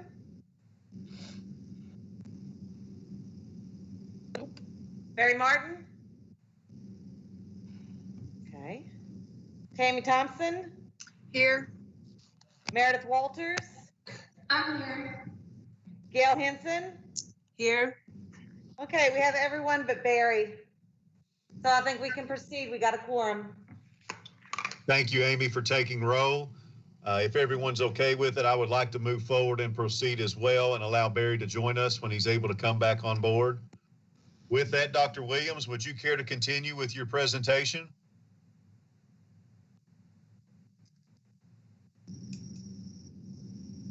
Dr. Williams, I think you're muted. We all have to figure that out. Thank you. This is in regards to policy 4.11, policy on program approval. So as a reminder, particularly in the technical programs in the Associate of Applied Science degree, there can be stackable credentials underneath that degree. So that includes one or more certificates. It may include the diploma, which as described earlier, is the technical courses without all of the general education courses. Again, it may be the associate's degree. So when a college is bringing a new program to you, and that new program may be at the certificate level, it may be at the diploma level, or it may be at the associate degree level, they bring to you a full proposal. And they do the same thing with our accrediting agency. However, if the board approves the associate degree, much as we did this morning, the certificate programs underneath that associate's degree can be approved by the KCTCS president and affirmed later by the Board of Regents. So you did that this morning for around 40 certificates, or excuse me, earlier this afternoon for around 40 certificates. But in current policy 4.11 at the diploma level, even though the associate's degree has been approved, the diploma has to come to you as if it were a new program. And so that happened twice today with the programs from Sky and Big Sandy. And so the question to this board is, would you consider changing the wording so that were the certificate or the diploma already part of an approved associate degree, at both those levels, the stacked credential could be approved by the president and affirmed by the board. This is a small wording change. You can see it in your materials. This is an information item for you to think about at this time with the request to consider a policy change at the December board meeting. But we're getting more and more requests for diplomas underneath already approved associate degrees, where the institution may not have brought the diploma as they brought the associates, but found later that the workforce providers in their area really wanted to see both options. So I'd welcome any questions. Again, this is a small wording change, but it is a procedural change to the policy. Dr. Williams, thank you for the information and the presentation. Would love to see if there's any questions, discussions, concerns. As Dr. Williams alluded to, no action will need to be taken. However, this is an informational item for discussion.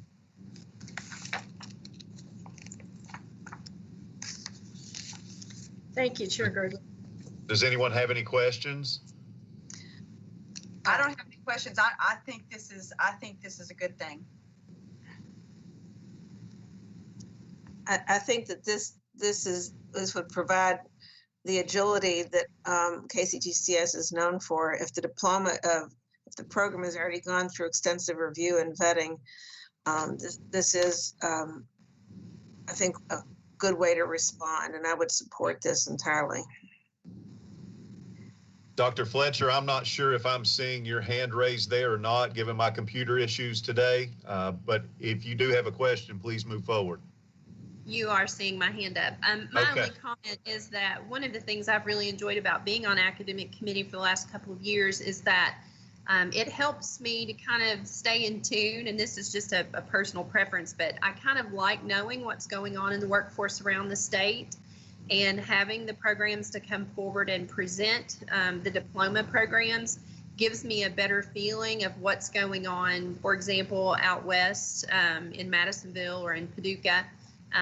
You know, I'm kind of stuck up here in this northeast corner of Kentucky, and I know what might be happening in our area, but one of the advantages to hearing those diploma programs come through is hearing the local support from the workforce participants, and also hearing, you know, why new programs are needed in particular places. And so I will miss that.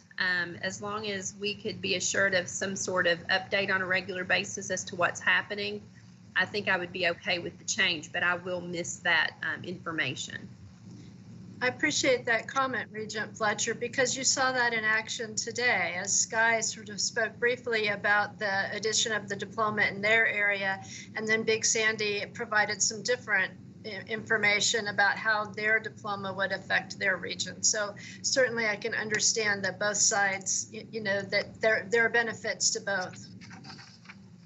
It also helps when people ask what's going on in KCTCS, because they do know that you're involved, to be more informed on that front. So I actually had someone from out in Madisonville to reach out to me about the program for the fermentation program, you know, and so, hey, tell me more about this. What do you know about this? And so I was able to actually have a decent conversation, not that it was well informed, but I could at least speak to it. I'm afraid I'll miss out on those kinds of conversations in the future if this is just moved through without any conversation with the board. Those are all great points, Dr. Fletcher. Thank you. Dr. Fultz, do you have a question? I just wanted to comment that the expediency of going ahead and being able to offer a diploma when it is already embedded in a credential or the degree program which you already have approval for, it doesn't just, you know, make it quicker for the college to offer it. The amount of work that goes into these program proposals is enormous. So I know that, and I just wanted to comment on that because sometimes when I've looked at them, I'm like, I thought they were already offering the diploma, and they weren't. And I just kind of assumed they were because it was embedded. But because that is technically another request, you know, it's not just a request to offer the AAS program and all embedded credentials. It's, you know, we've got to come back and offer the diploma, and that seems like a another step that sometimes people don't realize if you were an outsider looking in, you wouldn't realize why you would have to do that, particularly for an embedded credential. You make a good point, Dr. Fultz, that it's a lot of work, some of which is duplicative to what was done before. I would point out that should you all choose to move in this direction, much as you get the list of certificates to ratify, you would also get the list of diplomas.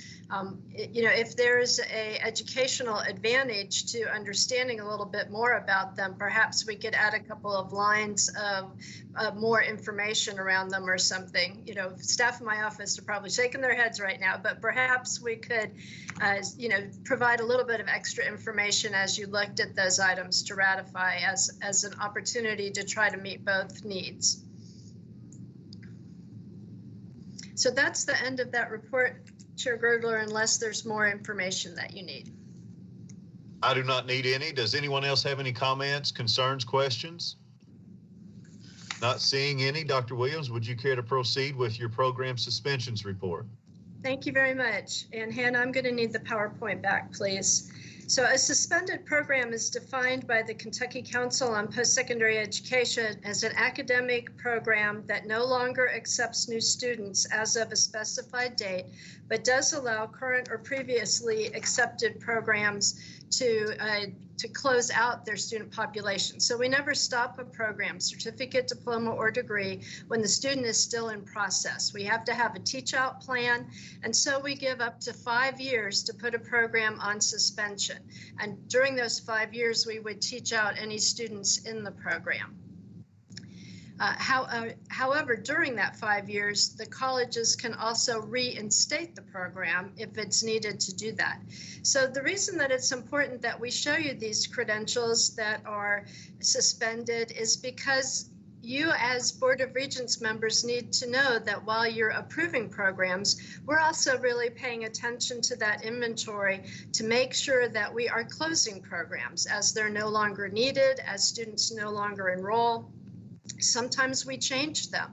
You'll see today in the suspended programs that we revamped a program, and so students that are in the current program need to be taught out while the new revamped version of the program is coming forward.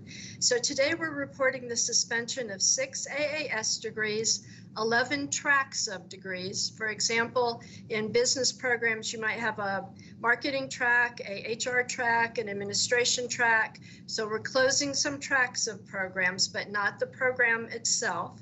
We're also closing 3 diplomas and 20 certificates. So again, the program may be there, but where some colleges added a diploma, others may be removing it.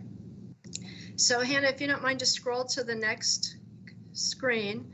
I believe these are in your program suspension book, but we have been trying to be really clear about why these programs are being suspended. So if you'll scroll down to the end of the page, so it's in the screen, you can see that Gateway completed a reevaluation of their local need and decided to discontinue the auto body collision program and moved those funds to the auto technology program.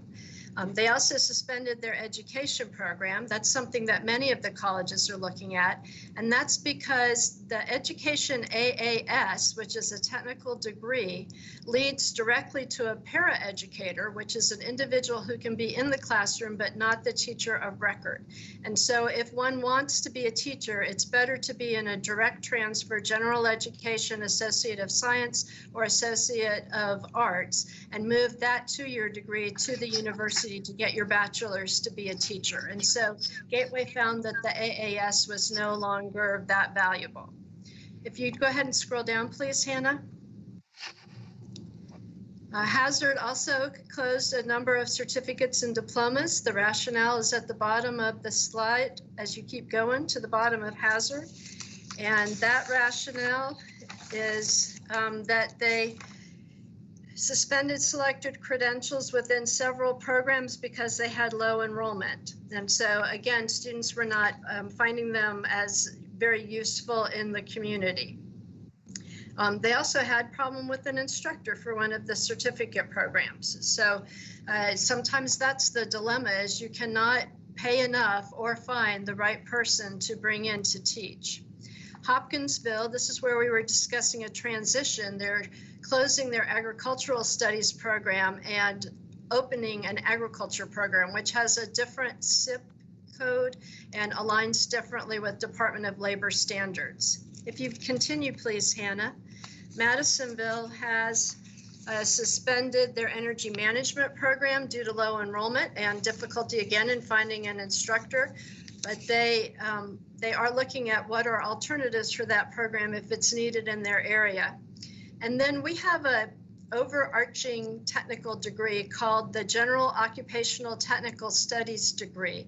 Colleges can request that, and it allows the student with probably working with both the instructor and an employer to put together some different technical programs in an order that allows them almost to create an independent study degree. And they chose instead to suspend that opportunity so that the students had to move towards a more specific AAS degree, which was better recognized by their workforce. Owensboro suspended 2 tracks in the business administration program. You see the business management and marketing and retailing track. And then finally, Southeast Kentucky suspended their medical laboratory technician program. Again, they were not able to get students to enroll because of other opportunities in the community. It's suspended. It will not close for 5 years, so anybody in the program would still have time to complete the coursework, but should a need come up for employment by the hospitals or the medical labs in the area, they could reopen the program without having to go through any credentialing or approval process. So this is an information report. Again, we like to do that twice a year and bring you up on what we've suspended during the year. Are there any questions about any of these suspensions? Dr. Williams, not about the suspensions, but you mentioned the CIP code, CIP. Could you explain what that is, please? Well, I can try. The Department of Labor and Department of Education use, and I'm not going to be able to tell you what CIP stands for, but they use CIP codes are essentially like an inventory protocol code. And when you look at a workforce report from maybe your local Workforce Innovation Board, then that categorizes at the top level. So a registered nurse would have a CIP code, and that CIP code would then have subcodes based on some of the specialties within that. And we use those codes within our PeopleSoft programming to align credentials to specific occupations, and then that aligns to data from unemployment insurance and from other sources to be able to track wages and other needs. That we also use it as we approve programs with the Council on Post-Secondary Education. So if we have the CIP code of a program and another university has exactly that same CIP code, we have a conversation between the two to see if there's room for adding a new program. I can get you a more, thank you very much, Paul. I can get you a more in depth, but if at your college, your IRIE person would be more than happy to walk you through CIP codes and how they're used to organize data. Thank you. I appreciate it. My pleasure. That's Thank you, one Dr. of those Williams. little things I've chosen not to learn everything about. I'm saving it for something else. Thank you, Chair Girdler. Thank you, Dr. Williams. We all start to run out of room at a certain point in time. There's no question about that. Are there any other questions? Anything for discussion? Not hearing any, nor seeing any. Let's move forward, Dr. Williams, with your academic services report, please. Thank you. I am excited to just give you an update on what's occurred during the last 6 months while Hannah is bringing up the PowerPoint presentation. I'm just going to let you know, especially those of you that are new to the board, that academic services covers a broad range of areas from workforce credit education to dual credit, transfer coursework to curriculum, online learning to program review. Some of the major initiatives undertaken over the past 6 months are highlighted in this report, and I also want to give you a small taste of some future work. So one, we talked a little bit about credentials earlier today. The Office for Research and Policy Analysis is in my area, and they are very excited to help us understand that we reached new credential records in 2019-2020. Even with the pandemic going on, we had a new record for credentials, particularly in our short-term certificates. So we awarded 39,291 credentials to over 19,000 distinct graduates over the 2019-2020 year. And sometime over the summer, somebody earned our 500,000th credential. 500,000 credentials have been given by KCTCS in its history, and that's a number to celebrate. So I'm going to applaud our faculty and our students for those numbers. Very exciting. So if you'd move on, please. One of the ways that we get to those numbers is through shared governance in our system. Shared governance includes faculty leadership in our decision-making and shared curriculum and program development, and those are hallmarks of our system. Our faculty provide leadership and share information between colleges through the Faculty Senate. Our college senators participated in an orientation and their first formal meetings of the academic year on Thursday, August 6th. We're very proud of our shared governance system. We have representation from each college, and our faculty are very engaged in how we move forward, particularly the academic and some of the student services in our system. We also have shared governance through curriculum committees for our general and technical education programs. The curriculum committees in each subject area or education program area are made up from the one faculty member representing each college that hosts that program. And so it may be 3, it may be all 16, but there's a curriculum committee for each program area.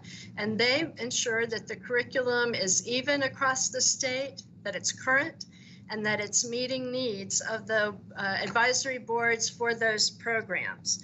They also have been charged really with looking at how to increase work-based learning, like apprenticeships, internships. We already have a lot of clinicals in our allied health programs, but how are we increasing the work-based learning opportunities for our students in technical programs? And they review all those program certificates that you've just seen added and suspended to ensure that they continue to bring value to the student and to business and industry. Any questions on shared governance? Seeing none, I'm going to ask to move on to the Faculty Institute on Teaching. We're very excited to roll this out this year. This is a new program for us. Each college works with particularly their new technical faculty, but also general education faculty, as they transition from being a practitioner, possibly in welding or advanced manufacturing. It could be a practitioner in healthcare as a registered nurse, and then they become a faculty member for our institution. So this year, we took some of our Perkins State Leadership Funds, which are Perkins technical grant dollars awarded through the federal government at the system level. Colleges also receive funds, but we receive them at the system level, and we focused them on faculty professional development. And so over the summer, we engaged some of our faculty leaders from across the state to develop a year-long curriculum to help these new folks with a lot of expertise in a technical area, but perhaps not so much in teaching, to take a year-long course. We have 35 participants out of the 15 colleges, and we're very excited to be offering that. It was developed again by outstanding faculty across the system and led by the Office for Professional Development and Innovation. Over the summer, we also did some other very strong preparation. If you'll move to the next slide, please, Hannah. We focused on our online offerings. Last March, all of our faculty moved to remote instruction, and while many were prepared, others were not, and their mentor faculty in their colleges stepped up, and everybody did their very best to get through to the end of the semester. But it was very important across the summer to help prepare our faculty for the amount of online and hybrid teaching that we're offering this fall in response to COVID-19. So several things happened. Between May and June, the online learning team in the Chancellor's office coordinated 4-day hybrid boot camps, which were designed to rapidly prepare faculty for online and hybrid teaching this summer. 452 faculty participated in the boot camps. That was 448 full-time faculty and 4 adjunct faculty, many of them doing this on their own time over the summer. The boot camp course and instructional materials were made available to all our colleges, and so a lot of our dual credit faculty that teach in the high schools have also gone through those materials at the request of their college. They can study them independently. We also have a team that developed an orientation to online learning for our students. That was deployed through Blackboard earlier, right before fall term. And as of the time of this writing, over 5,000 students across the system had taken that orientation.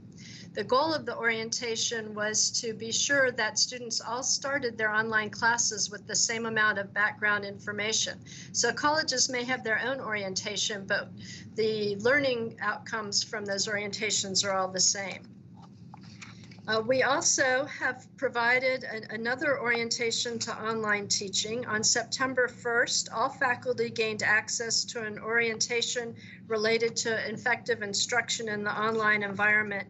Again, that was developed by a system-wide work group of online faculty and staff, and it focuses on building a strong evidence-supported teaching practice for success with online students.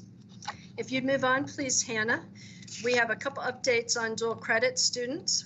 The Chancellor's Office launched a new dual credit website in June at the KCTCS level, system office level website, but it was also replicated for each college's website. And it includes a student orientation developed to assist dual credit coordinators with sharing information with our dual credit students in a virtual setting, since most of our high schools have yet to open to in-person instruction. And then over the last several months, we have, in partnership with the Kentucky Department of Education, created a dual credit task force, which includes representatives from the system office, from our colleges, from high schools and advanced technology centers, and also the KDE central office.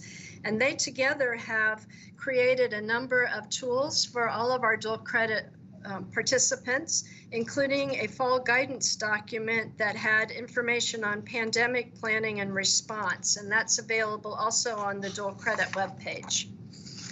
As you move forward to our veteran students, our VALO team, that's a grant-funded group that is working on accelerated learning for licensed occupations for veterans. They have added 2 accelerated pathways for veterans and separating military personnel. The goal of the VALO grant is to get our veterans out of the military and into a licensed occupation as quickly as possible. And so it may be that they can move over just based on the training that they had in the military, from the military police to the Kentucky State Police, for example. But in other cases, we're able to take what was learned on the job and the training received in the military and move individuals more quickly through the coursework they would need for a credential. So the diesel mechanic program at Bluegrass was able to find up to 20 credit hours of prior learning credit for veterans in the jobs associated with diesel mechanics. And the dental hygiene program at Big Sandy was able to find 5 credit hours of prior learning credit for veterans in an appropriate military job. And that is believed to be the first process of its kind for dental hygiene. Any questions on any of that? So, Dr. Woods, this is Tammy. I know you mentioned the dual credit update, and that it said that the website was replicated for each college in August. And I really like the website on the KCTCS, the link that's there. But when I went to West Kentucky's page, I didn't see that it had been, that it's there. It seems like it's the old page, and I was just checking on that. I would check with your dual credit coordinator. That was done at the request of the colleges, so it may be that there were some choices that were made locally. Okay. But I'm glad you like the new page, and we're happy to help you replicate it. Thank you for bringing that up. So I'm going to ask that we switch to the next slide. We have 2 special programs that we reach out to specific populations. One is our, what we call the pre-EDs. It's a group in partnership with the Department of Vocational Rehabilitation, and the ETS part stands for Education Transition Specialist, Employment Transition Specialist. So it's a relatively new collaboration with the Kentucky Education and Workforce Development Cabinet's Office of Vocational Rehab. Each college under the grant hosts a pre-ETS coordinator. The initiative targets students with disabilities age 14 to 21 to support their transition to work and to post-secondary education. And towards that end, we've developed a new partnership using these pre-ETS specialists and with the Kentucky Cabinet for Health and Family Services and their independent living specialists to identify and deliver pre-ETS services to Kentucky's foster youth. As a direct result of this new collaboration, there are currently 31 foster youth receiving pre-ETS services and either currently enrolled in our colleges or working towards enrollment. As you probably all know, foster youth have a really hard time transitioning out of foster support. There is a foster youth scholarship that covers a lot of tuition, but if one is not in a safe home and, with support, then it's hard sometimes to figure out how to manage college too. So I'm very excited that we've broadened this program to support these students. And then our Ready to Work program is designed to assist low-income parents that have enrolled or have graduated from KCTCS. And in partnership with the Cabinet, again, for Health and Family Services, and in collaboration with Notebooks for Students, it's a nonprofit agency that refurbishes laptops. Ready to Work has been able to purchase laptops for all of their students to have in their homes. And so since they are low-income parents on public assistance, this support has really helped them meet remote learning needs in their households. They're also working on ways to get easier access to bandwidth. And finally, I want to look a little bit to the future. If you click one more time here, please, Hannah. All last year, the President's leadership team really focused on the future of work, how automation, how artificial intelligence, and now the increased telework and remote work will affect the ways we educate students to prepare for careers. You all know that our strategic plan 2016-2022 has goals around preparing students to enter the workforce or to transfer to a university to complete their preparation to go to a career. And as the action plan for 2020-2022, the last 2 years of that strategic plan was developed, tactics to support these efforts were included. You see some of the tactics here on the side of this slide. Accelerated pathways includes multiple ways to move students to credential completion. That can include effective advising, dual credit pathways into technical programs or general education programs, the 15 to Finish scholarship, that is a KCTCS plus, and then the way that we manage guided pathways. So rather than giving students a lot of decisions along the way in terms of what courses to take or what their path might be, we counsel and advise them into very specific course pathways to move them towards completion. That acceleration also includes a stronger focus on credit for prior learning. This provides college credit for nationally recognized credentials earned and for the individual's portfolio of skills and experiences that can be linked to course competencies, much as in the VALA work we just talked about recently. Flexible program delivery looks at a variety of ways to expedite students' access to coursework and ways that learning is assessed. For example, are we looking at competencies in more of a learning-based framework that is not as time-based, or are we looking at ways we can package programs together or offer them in different delivery methods? Work-based learning, which is a very strong focus for us, includes more on-the-job work for the student in apprenticeships, clinicals, internships, and other partnerships with employers that provide real-world experience. And finally, we're looking ahead at our online offerings to reimagine how we make our online coursework available and even more effective while continuing to ensure the quality of the offerings and the experience. As part of this work, several of our leadership have been meeting monthly with the Cabinet for Economic and Workforce Development, the Kentucky Workforce Innovation Board, KY Stats, which is the statewide data arm, the Kentucky Chamber Workforce Center, and the Kentucky Department of Education's Office of Career and Technical Education, and the Council on Post-Secondary Education to align all our efforts towards the future of work in Kentucky, to try to get ahead of the need that's out there and be prepared for what's coming next. And so it's exciting, very exciting to be part of that work and to be looking for the future for the state as a whole. So that's a very quick overview of where we've been. I'd welcome any questions or comments, but with that, Chair Girdler, I am completed. Thank you. Thank you, Dr. Williams. Wonderful presentation. Thank you for the great work. A lot of great, wonderful, diverse programs there. While you're strengthening the present, definitely building for the future, which I definitely think is a great mission of KCTCS. Are there any other questions, any discussion? I just like Seeing to your- say, Go ahead, I'm sorry. I just like to say how forward thinking this is. I know, Chris, you're in economic development in your area, and this type of planning for the future really makes me excited. Only a community college can be this agile, our system to position itself continually like that. No comprehensive university or place where I teach can be this flexible. So I applaud you, Chris, and your team, and I'm so happy to be part of this. Thank you. And I really want to thank this committee and the full board for the support you provide us in all these efforts. You make a big difference and you bring in some excellent perspectives to the process.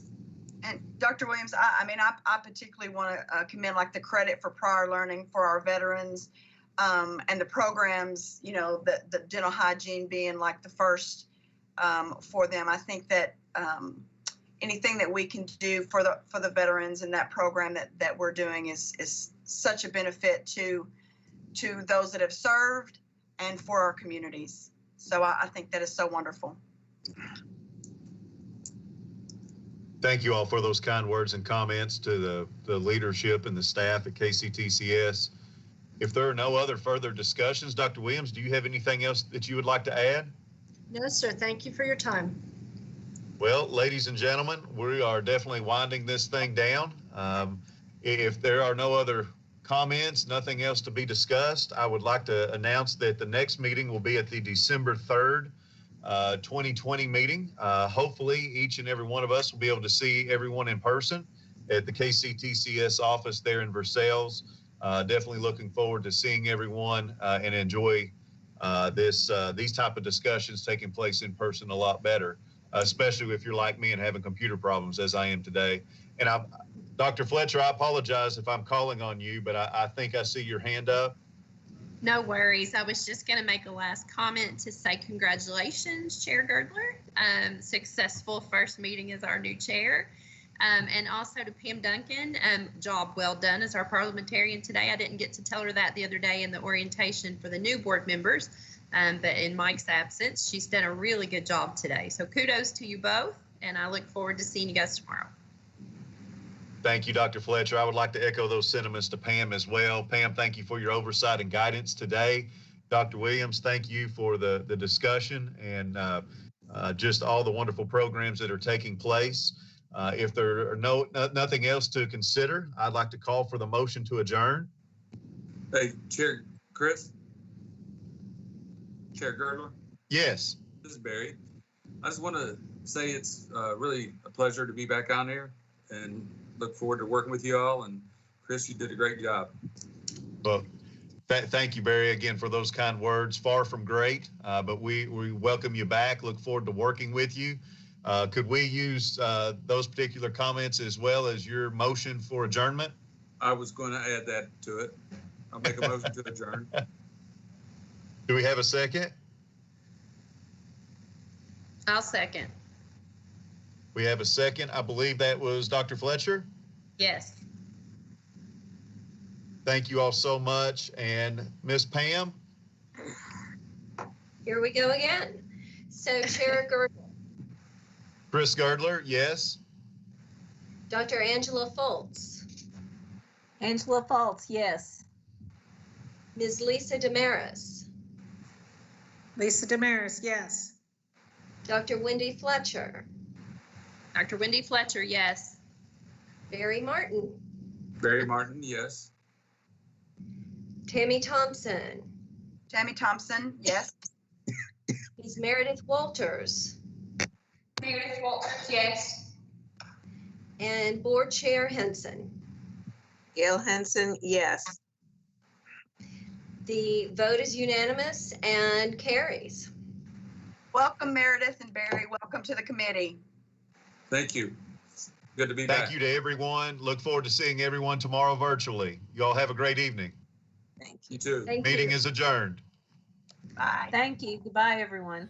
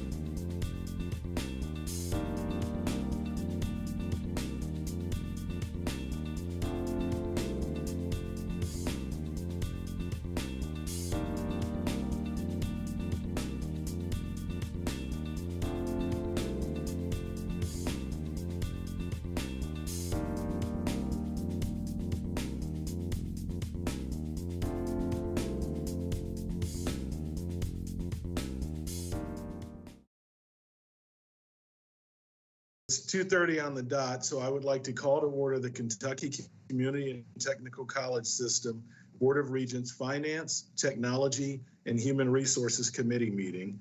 The time is 2:30 p.m. The press was notified of the meeting on September 9th, 2020. Ms. Pam Duncan, KCTCS Associate Vice President of Legal Services, will serve as parliamentarian. Before we begin the meeting, Ms. Duncan will also be reviewing some helpful reminders for our virtual meeting. So Pam, please proceed.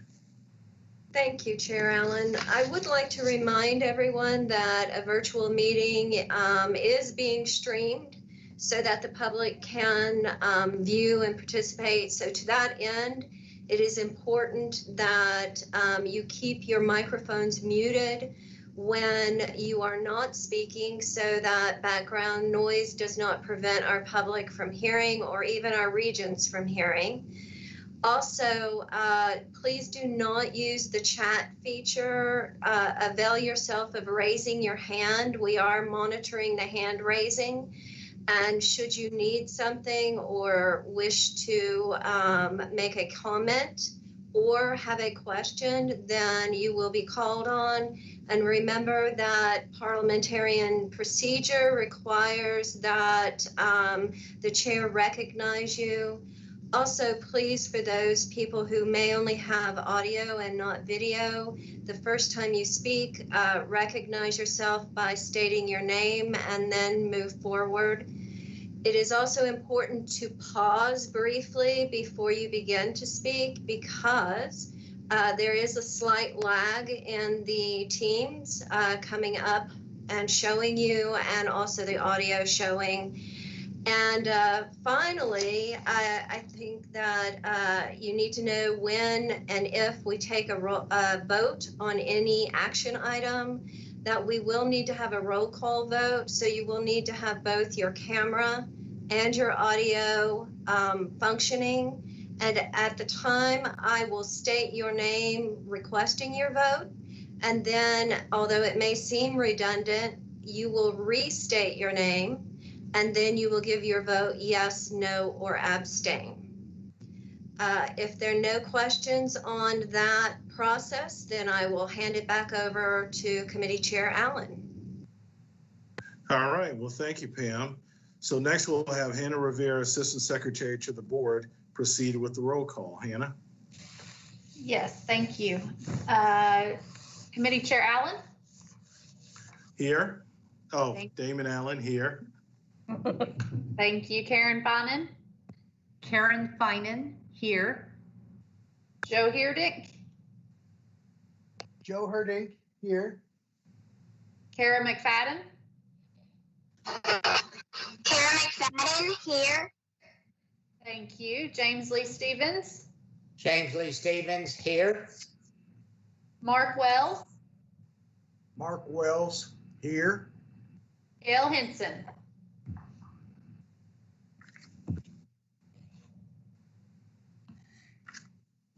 Chair Henson, I believe you may be on mute.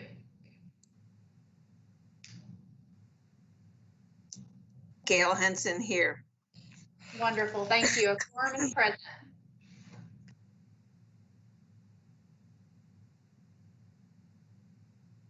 And Hannah, I'm sorry, did you say we do have a quorum?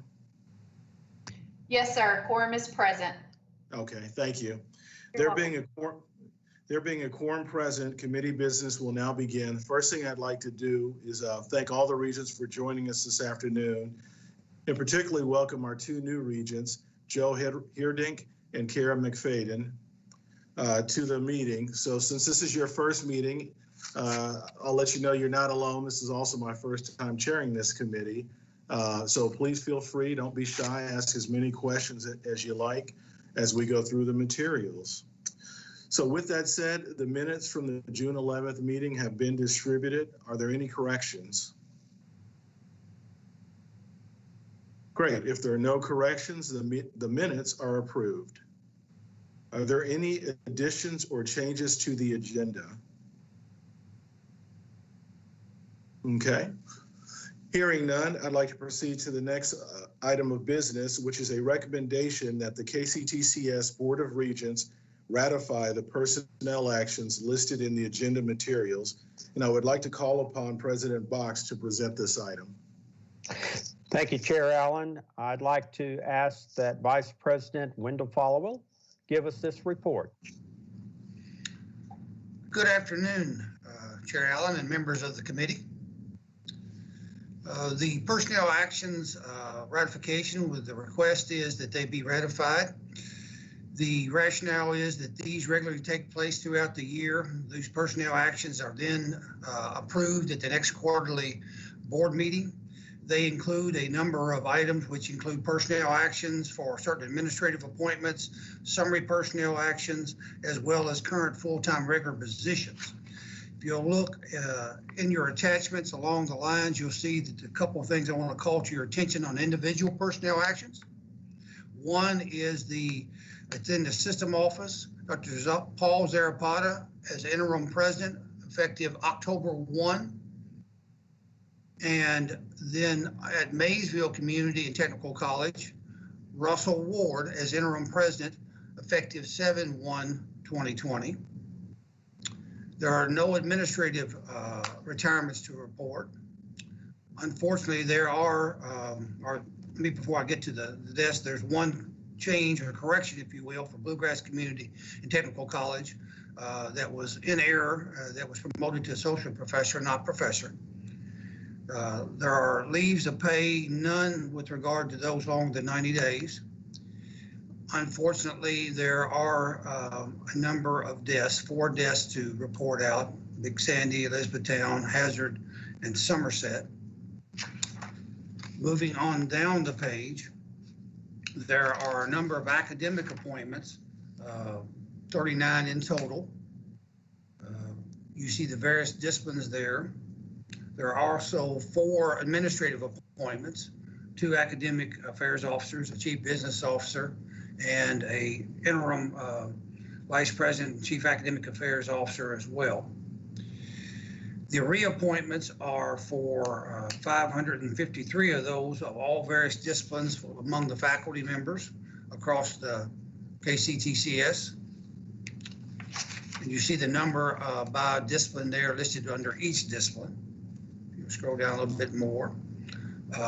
Scroll back up just a little bit before you go there. Terminal appointments, you see that there's one in reappointments in auto body. No leaves of absence to report. Non-administrative retirements. There are 45 faculty and 17 staff among the colleges. Resignations, there are 19 faculty all across the system. And non-renewal of appointments, there were 7 faculty. And then scroll down just a little bit more, please. Back, there you go, thank you.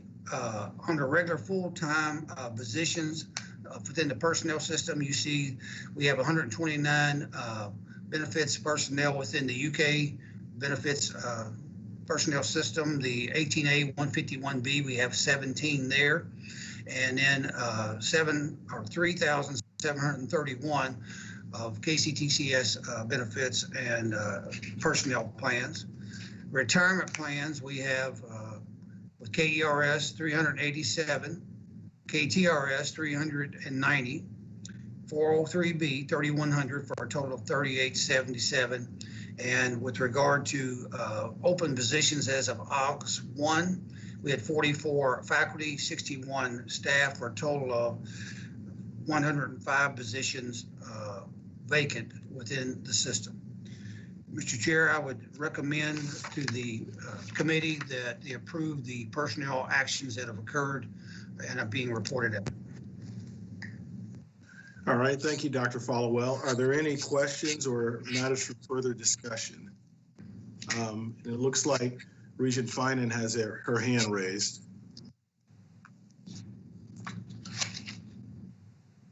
Regent Finan?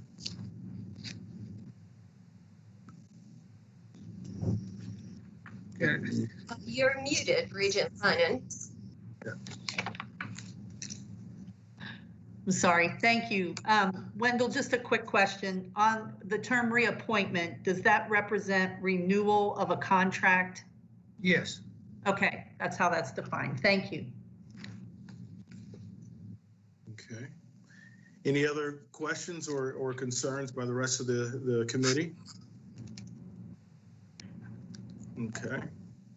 So hearing none, I'd like to call for a motion that the Finance, Technology, and Human Resources committees recommend that the KCTCS Board of Regents ratify the personnel actions listed in the agenda material.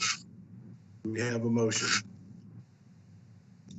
This is Regent Finan, so moved. And a second? This is Regent Wells, second. Perfect. Thank you. And so I'd like to call for the vote, and Parliamentarian Pam Duncan will be conducting a roll call vote.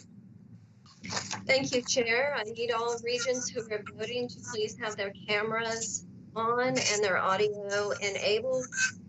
I will begin with Committee Chair Damon Allen. This is Regent Damon Allen. I vote yay. Ms. Karen Finan. This is Regent Karen Finan. I vote yes. Mr. Joe Hirdink.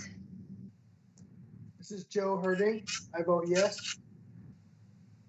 Ms. Kara McFadden. This is Kara McFadden, and I vote yes. I apologize. McFadden. Thank you. Mr. James Lee Stevens. Oh, James, you're muted, sir. James Stevens, vote yes. Mr. Mark Wells. Mark Wells votes yes. And Board Chair Gail Henson. Gail Henson, yes. The vote is unanimous and therefore carries, Mr. Chair. All right, thank you. So the next order of business is merely an update on administrative services. So I'd like to call upon President Box to introduce this agenda item, please. Thank you again, Chair Allen. I would like to call on Vice President Wendell Followell. And Wendell, I don't believe you have received your terminal degree yet. I believe you're just a Mr. Is that correct? That is correct. All right, thank you. All right, Mr. Chair, I'll lead off with the quarterly report. If you turn over to attachment A, I'll get a little bit more detail for you real quickly, kind of walk through the statement of current funds, revenues, and expenses. 100% of the state appropriations were received. And this is as of June 30, 2020. We were thankful that the initial notice that we got that we would have a 1% reduction in state appropriation was reprieved. So we did receive 100% of our state appropriation. The tuition and charges, we're also right on target with that 100% of it, if you will. The non-credit down a little bit overall, but largely some of these things are going to be aberrations by COVID-19 effects. The investment income is down compared to last year. However, it's above budget. And you may recall, I'm sure you will, being in the financial industry, that rates shot up like a rocket and then they came down like a rocket. So that has an effect with regard to our realization. We over-realized. Right now, we're probably not doing as well given current year, but we over-realized from the prior year budget of 1.9 and raised the budget to $5.1 million. But we over-realized that. And then you come on down, grants and contracts. Largely, that's fire commission sales. Many of you may or may not be aware, as far as our audience, the Kentucky Fire Commission receives funds that are surcharges assessed to insurance rates. So any type of property taxes go up or anything of that nature, the assessment, they get a percentage that's listed on your insurance if you own property, and you'll see that we actually slightly over-realized there as well. Sales and services, they were up. They're largely from commissions, bookstores, items of that nature, as well as transfers that we've had within things related to deferred maintenance and some other activity related with the COVID-19. Overall, our general fund is 495 compared to our budget of 487, so we're slightly over realized. Our restricted funds are right on target at 99%, and largely that has some things also with it within CARES they're realized. If you look at our other, that is also 100% realized. The other tends to be items that we've had with regard to our fund balances and for projects and deferred maintenance and items that are for special initiatives. We come on down just a little bit. Total revenues are 849,720 compared to a budget of 846,512. So we're right on target with that. If you look at expenditures, coming down the page by program, our expenditures are slightly up over last year. However, they're down again relative to COVID-19 on some things. The changes from face-to-face to going online. Public services, largely that's up. That relates back also with the Kentucky Board of Emergency Medical Services, which is also attached with KCTCS, as is the Fire Commission Fire and Rescue training. Our academic support slightly up over last year, but right close to budget.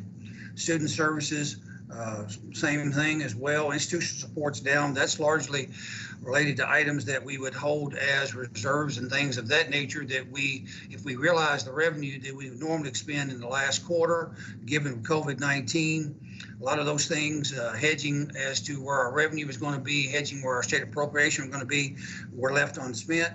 Student financial aid, largely on target there. There are some CARES funds in there. Maintenance and operations, the same thing. Deferred projects that we would normally do, items of those nature are down because we didn't spend those money as a hedge.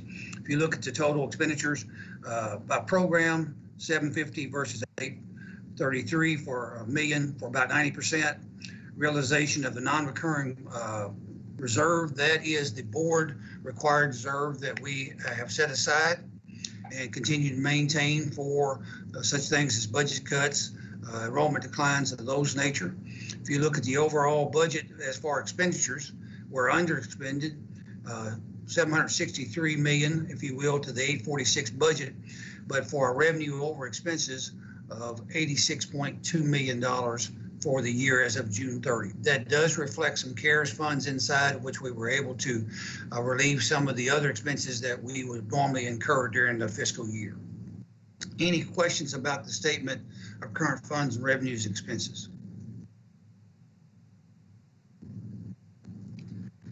Hearing none, I'll jump over to the statement of net position, which is basically a balance sheet. Wendell, sorry to interrupt you. It Yes, looked like, I think it was Regent Wells raised his hand. Okay. Hey, Vice President Falwell, I have one question. I know we're looking at the statements from June 30, but I was curious, how are the tuition and fees and stuff looking for the first quarter of this fiscal year and our overall revenue picture? Currently with the tuition and fees, they're down. As you know, our enrollment's down about 8+%. The tuition and fees relative to that number, somewhere around $14 million or so, $14 to $15 million range currently. We're hoping to make some of that up through often buy terms, things of that nature that the colleges do to offer classes to stagger to get enrollment up, but we are down overall. Thank you. Other questions?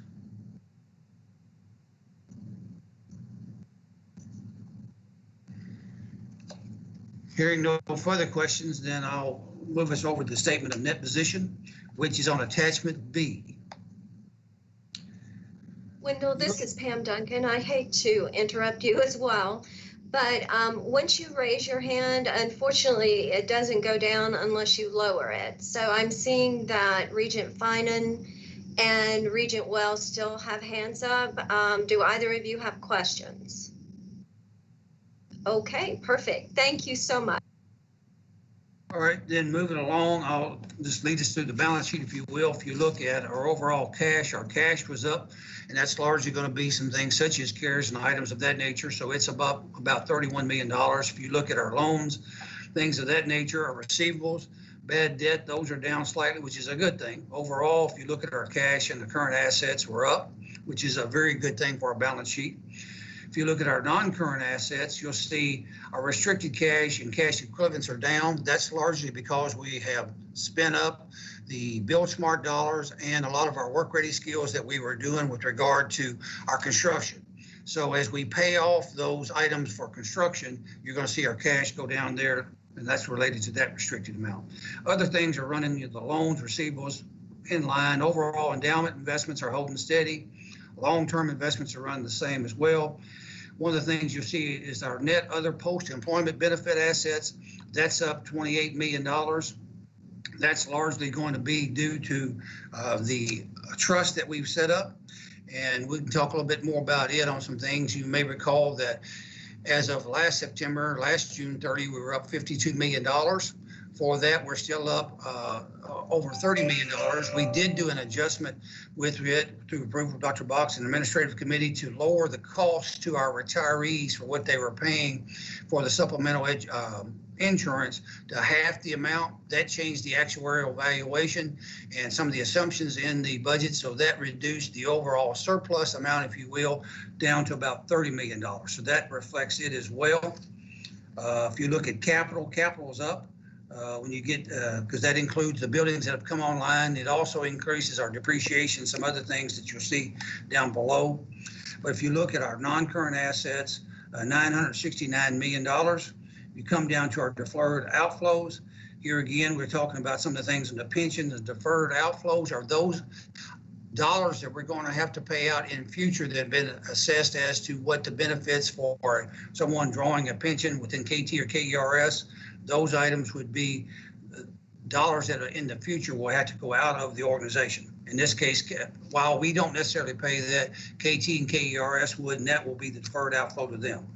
Same thing on the post-employment benefits with the changes and adjustment from what the retiree was paying to half that amount, that increased it as well. So you see the deferred outflows actually have gone down overall compared to last year. That's going to be largely to assumptions and changes from KTRS. And you may recall we got an assessment on some of that, and those amounts actually went down with KTRS on their assumptions. If you look at the overall balance sheet with regard to our assets compared to last June 30, 2019, we're at $1,303,000 versus $1,263,000, which is a good thing. If you look at the liabilities as well, you see that they, on our accounts payable and our accrued expenses, they're down, which is a good thing. Our withholdings are roughly the same, slightly changes there. Compensated analysis the same. Unearned revenue, roughly the same, about $1.3 million difference. Other leases payable, roughly the same there. Some of that has to do with capitalization of leases that would now be considered operating leases, moving from what would be long-term to current liability. Are the non-current liabilities coming down the page? If you look at the leases non-current, those have gone down. That also reflects some payment with regard to Build Smart, debt service, items of that nature, and some just changes in leases in general. If you look at the compensated absences, that's roughly about the same, about $400,000. Net pension liability, that's gone down. Here again, that has reflected with regard to KERS, KTRS, and some changes there with regard to the number of personnel that KCTCS has, as well as the assumptions. If you look at other post-employment benefits, the liability, it's also down. That has some reflection as well with regard to both KT and KRS and just the changes that we made with regard to increasing the amount for the retiree that they would have to, or reducing the amount the retiree would have to pay. Deferred inflows, those are dollars that have to be coming into in the long term to pay out those outflows. And you see there's been quite a bit of change here with regard to the pension. Here again, that's changes with assumptions, the KTRS, KERS, and us having less people in those pensions. Same item with regard to the deferred inflows with regard to the post-employment benefits. That really has to do with the other post-employment benefit, raising that rate, or actually reducing that rate, I should say, of the out-of-pocket expense to the retiree. So that increases long-term dollars that will have to flow into that pension. But as I say, that's pension is still above 100% funding, so we're good there. Our net position overall, investment in capital, You see that we're up. That has to do with some of the buildings with Work Ready and Build Smart being completed. And then just roughly the same amount with the non-expendable, a little bit changed there. Same thing under with regard to our expendable scholarships and instruction on that line with regard to those. The $21 million that you see up there, that has to do with a lot of the changes on our capital projects and changes with the OPED. Because of the increase with the OPED asset, we're up almost $28 million on that with regard to items. So those changes there.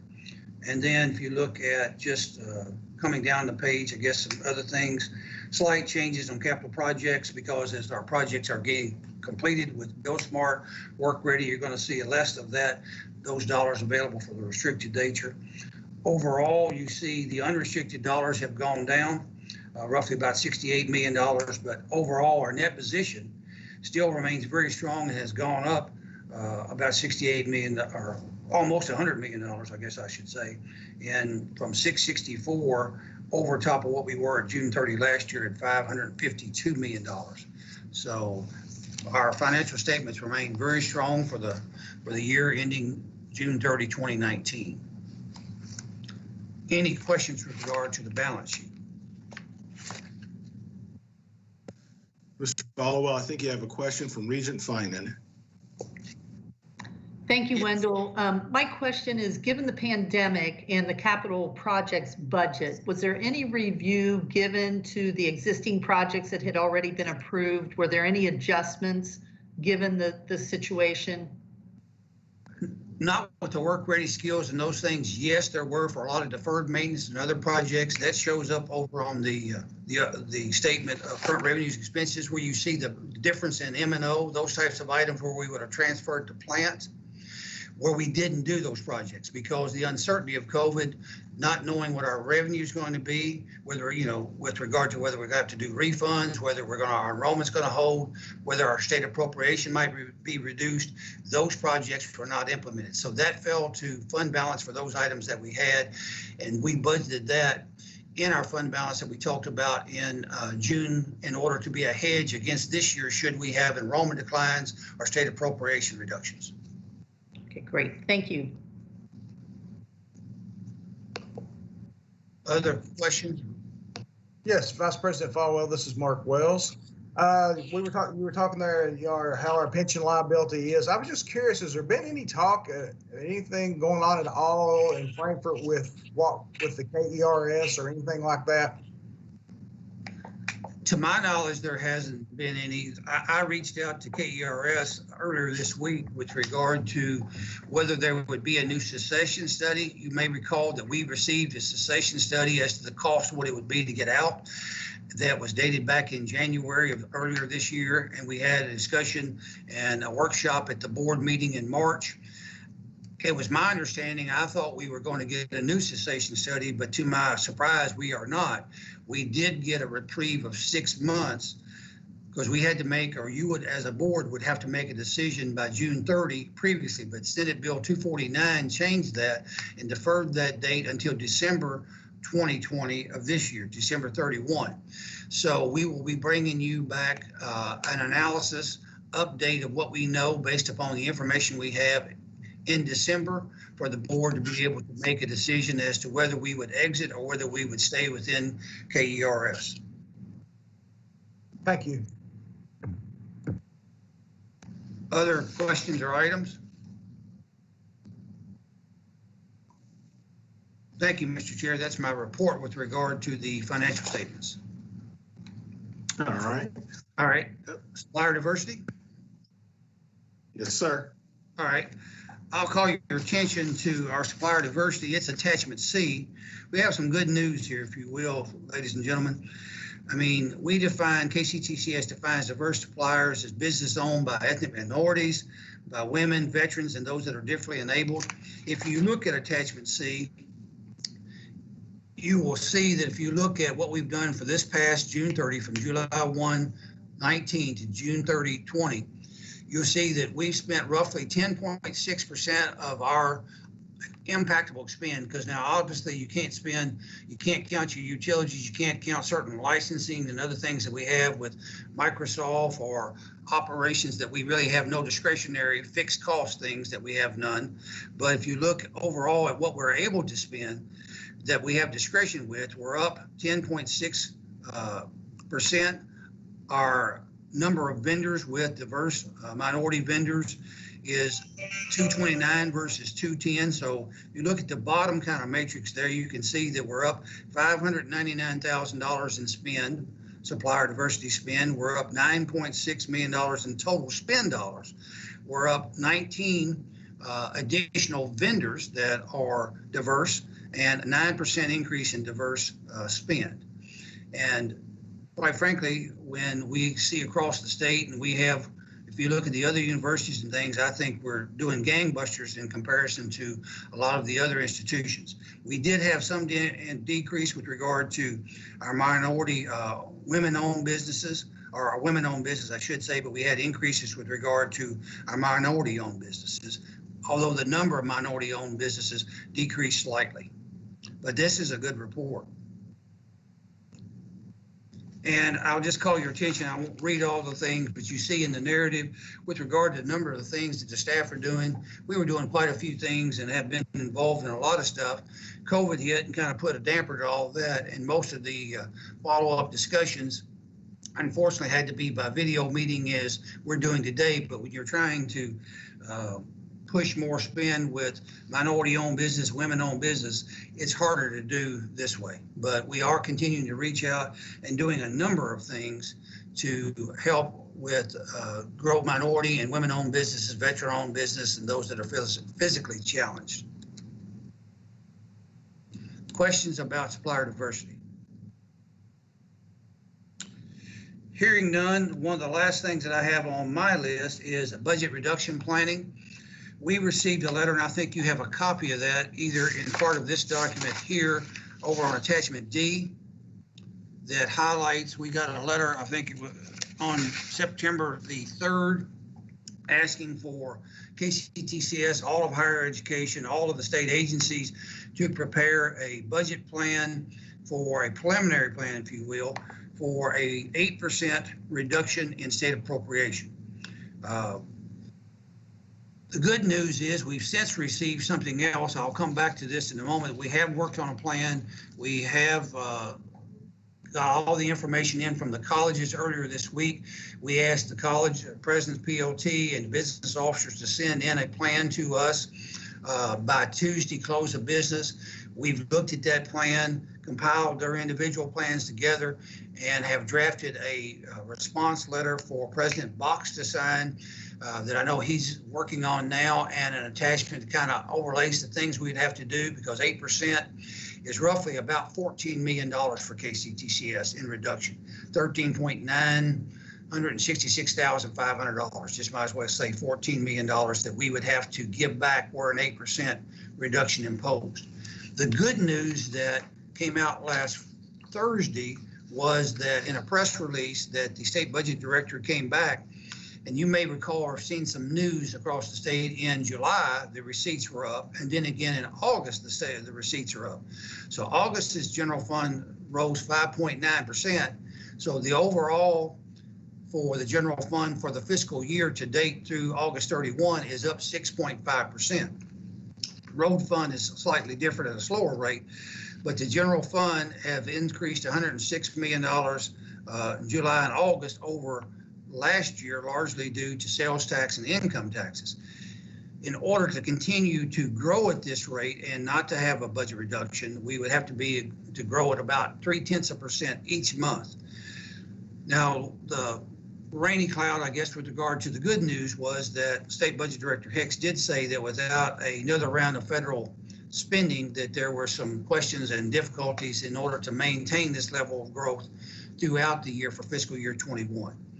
But we are still optimistic that we will not have a budget cut, that the state revenue receipts will hold for September and continue to do so. And we are working on a plan, and we'll make the required or requested timeline that State Budget Director Box, our State Budget Director Hicks, and Dr. Box will be sending him a letter tomorrow. So I don't know if Dr. Box wishes to comment any further about any of that, but I'll be glad to answer questions as well. So Vice President Followell, so thank you for providing this information. So to make sure I understand everything, the 8% original mandate, we're still going to submit our plan, but we are hopeful, given the increase in the general fund, that if there is a cut at all, it won't be as steep as 8%. We agree. Yes, sir. That is correct. And one of the things that by statute, the governor would have to call the General Assembly in to cut anything above 5%. That would be the responsibility of the General Assembly. Okay. The governor has the authority up to the 5% level. So in some ways, this, you know, the last statement there that State Budget Director Hicks mentioned about would be hard to maintain this without federal stimulus money. This may also be an emphasis, this is my personal opinion, to help explain to our senators and our congressmen that without federal stimulus, these types of things could happen. So hopefully that doesn't happen, and maybe the state general fund receipts will hold. If they don't hold, maybe there will be federal stimulus that can help us get through this. Okay. And I think Dr. Box had a comment also. I saw his hand raised. Thank you, Chair. Yes, I'll reinforce some of the things that Vice President Followell was saying. This was a request for a draft of potential cuts of the 8%. It is not an actual return of 8% at this point in time. It was a draft of what impact that would have. I will also agree that this is a political request, and that information will be used to send on to Washington, D.C. to really emphasize that there is a need for more federal funds to come down to help support the states in these tough times, because there is a trickle-down effect.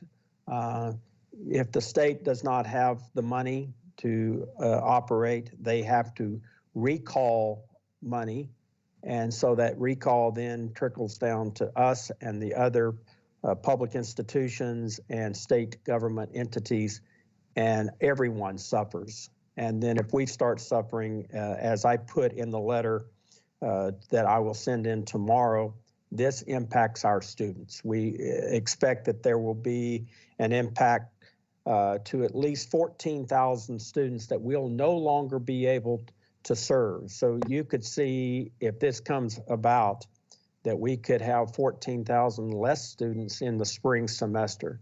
So this would be very damaging, and we're hoping that if this does go forward and the General Assembly does meet, that they will spare higher education in any additional cuts.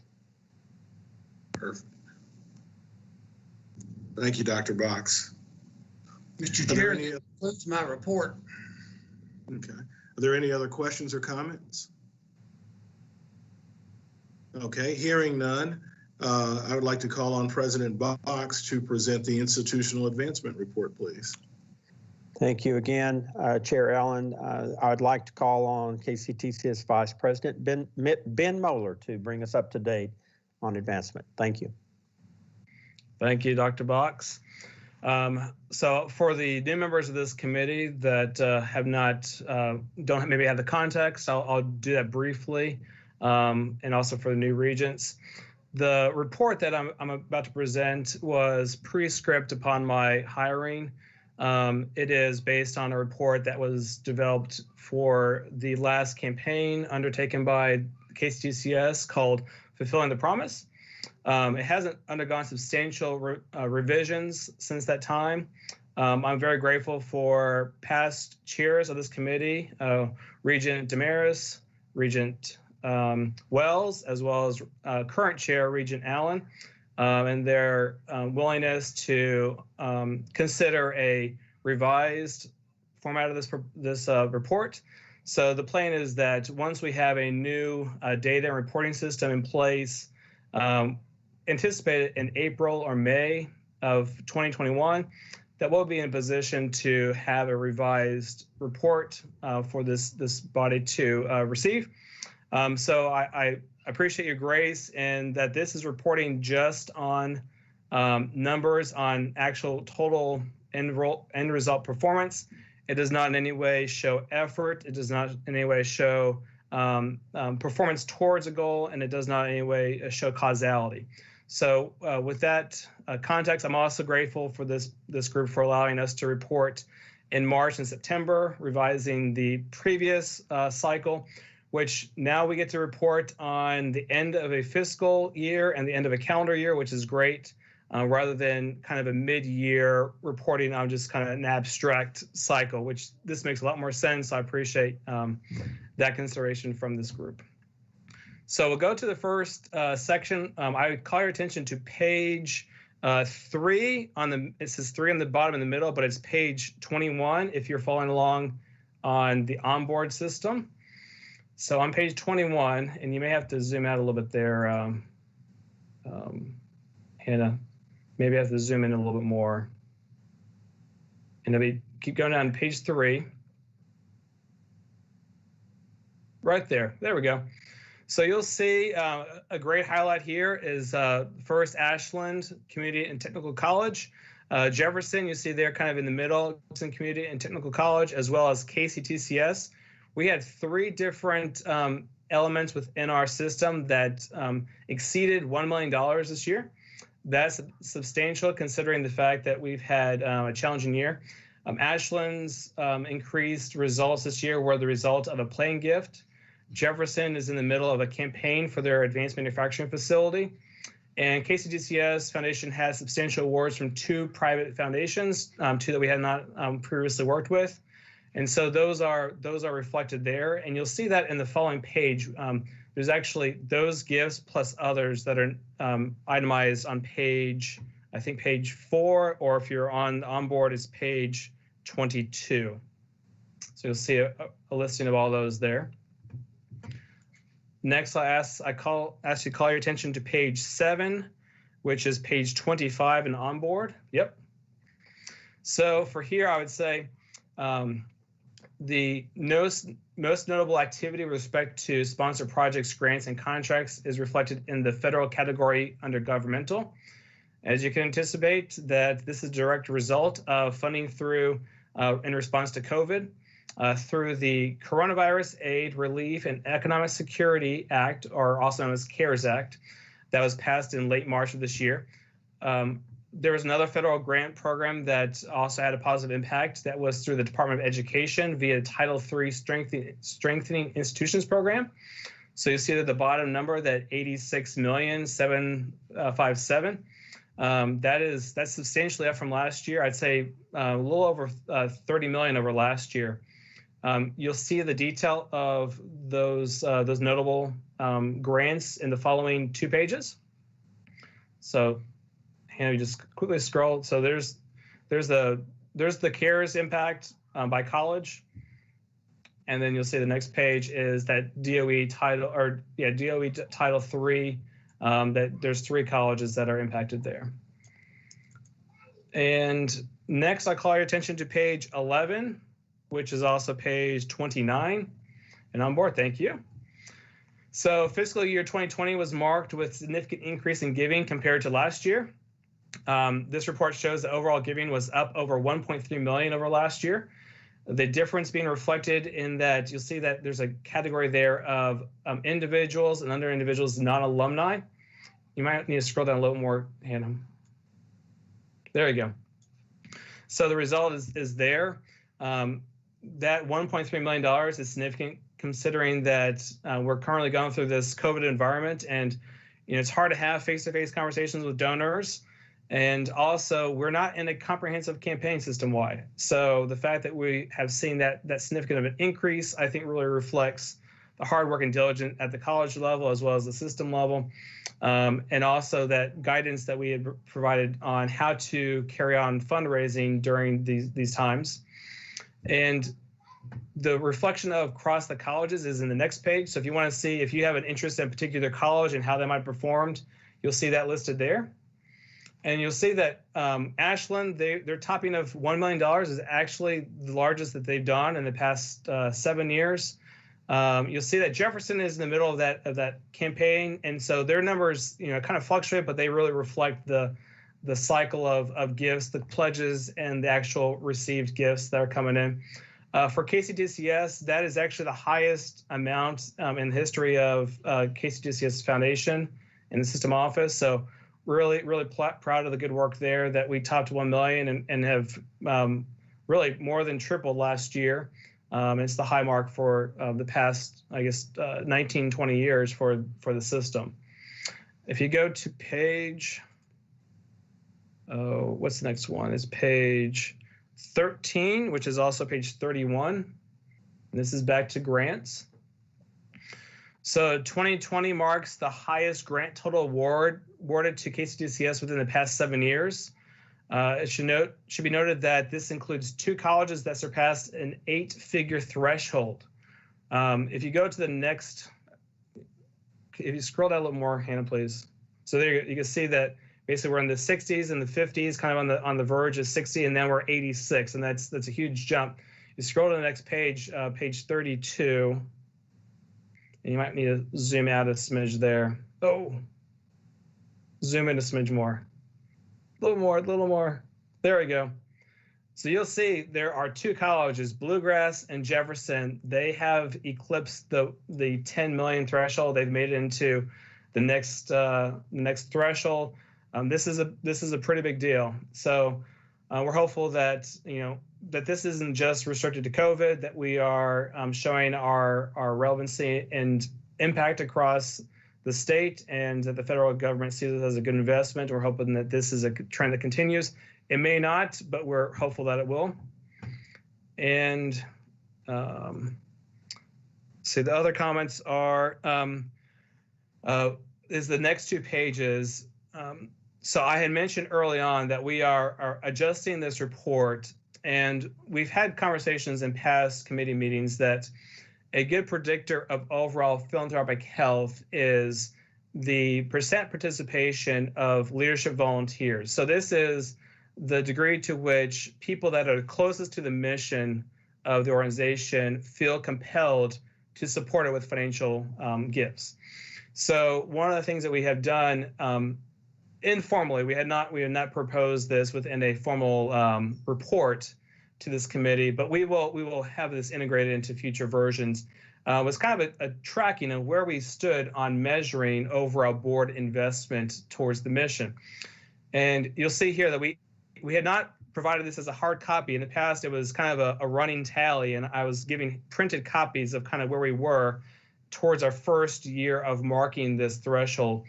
And you'll see that for 2020, the first year that we have informed that we are going to start recording and measuring this metric of board of director volunteers at the college level, foundation boards for any of our recognized foundations, as well as for the Board of Regents for the system, that overall for the we've done very well. I'm very pleased with some of the direction. There's some areas for improvement, of course.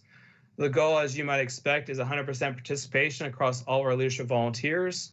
The reason why this is an indicator of overall philanthropic health is because if a leader that is close to the mission doesn't feel compelled or is apathetic in the relevancy of giving financially to support the mission, then you can understand that people that are more removed from the mission would feel less and less compelled or more and more apathetic to giving. So really, this is why this is a top level measure for overall health. I'm very pleased that we've reached 71% for the Regents participation in giving.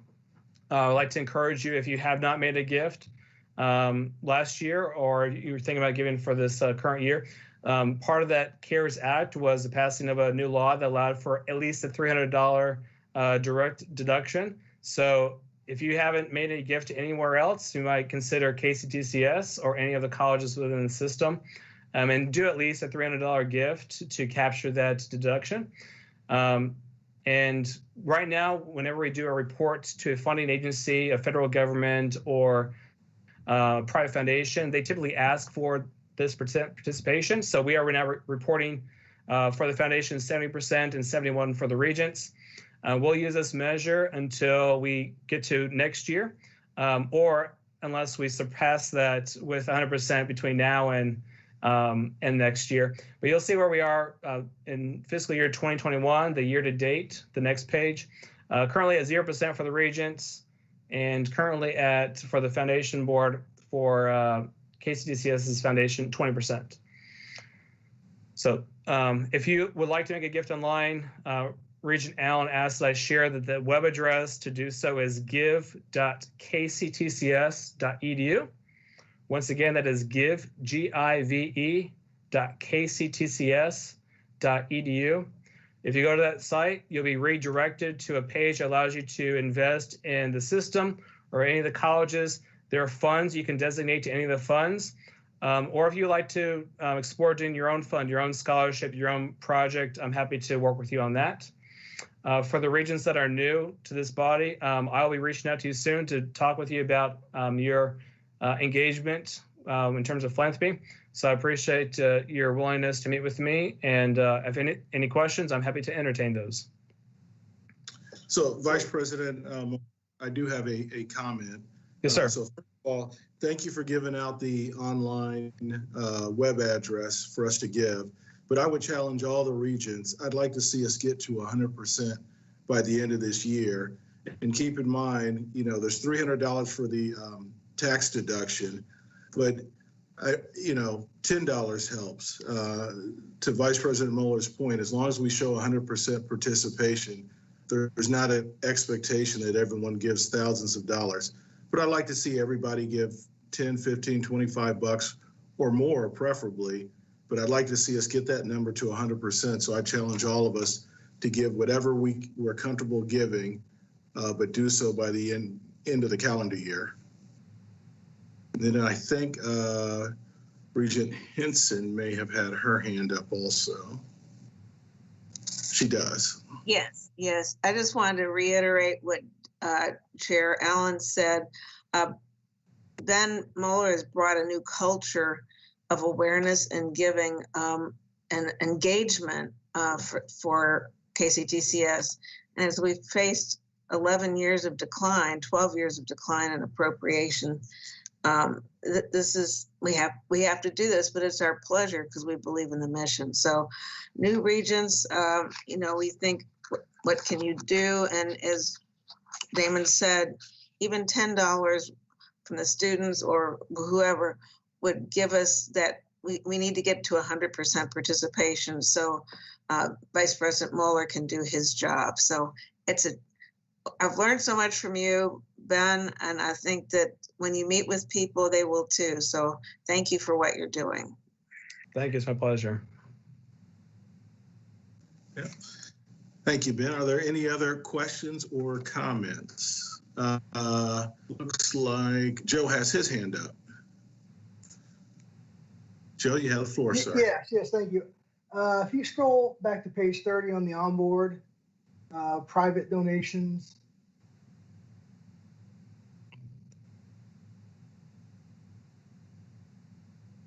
Oh, down, no, sorry, down.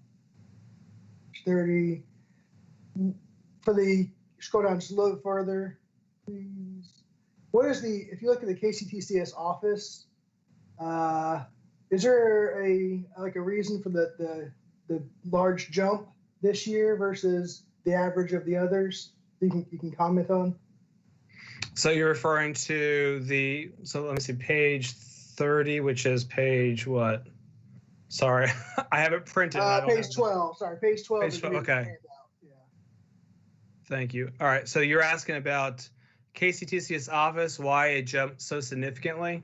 Yeah. I can think of a myriad of reasons.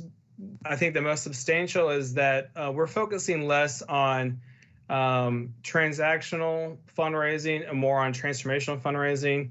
emphasizing not that people are giving to KCTCS, but they're giving to make an impact. They're giving to support students. They're giving to change and positively impact their community, to change the trajectory of the life of a student, and have an exponential effect on that student's family. So I think some of it is just maybe the different perspective of the role that philanthropy plays.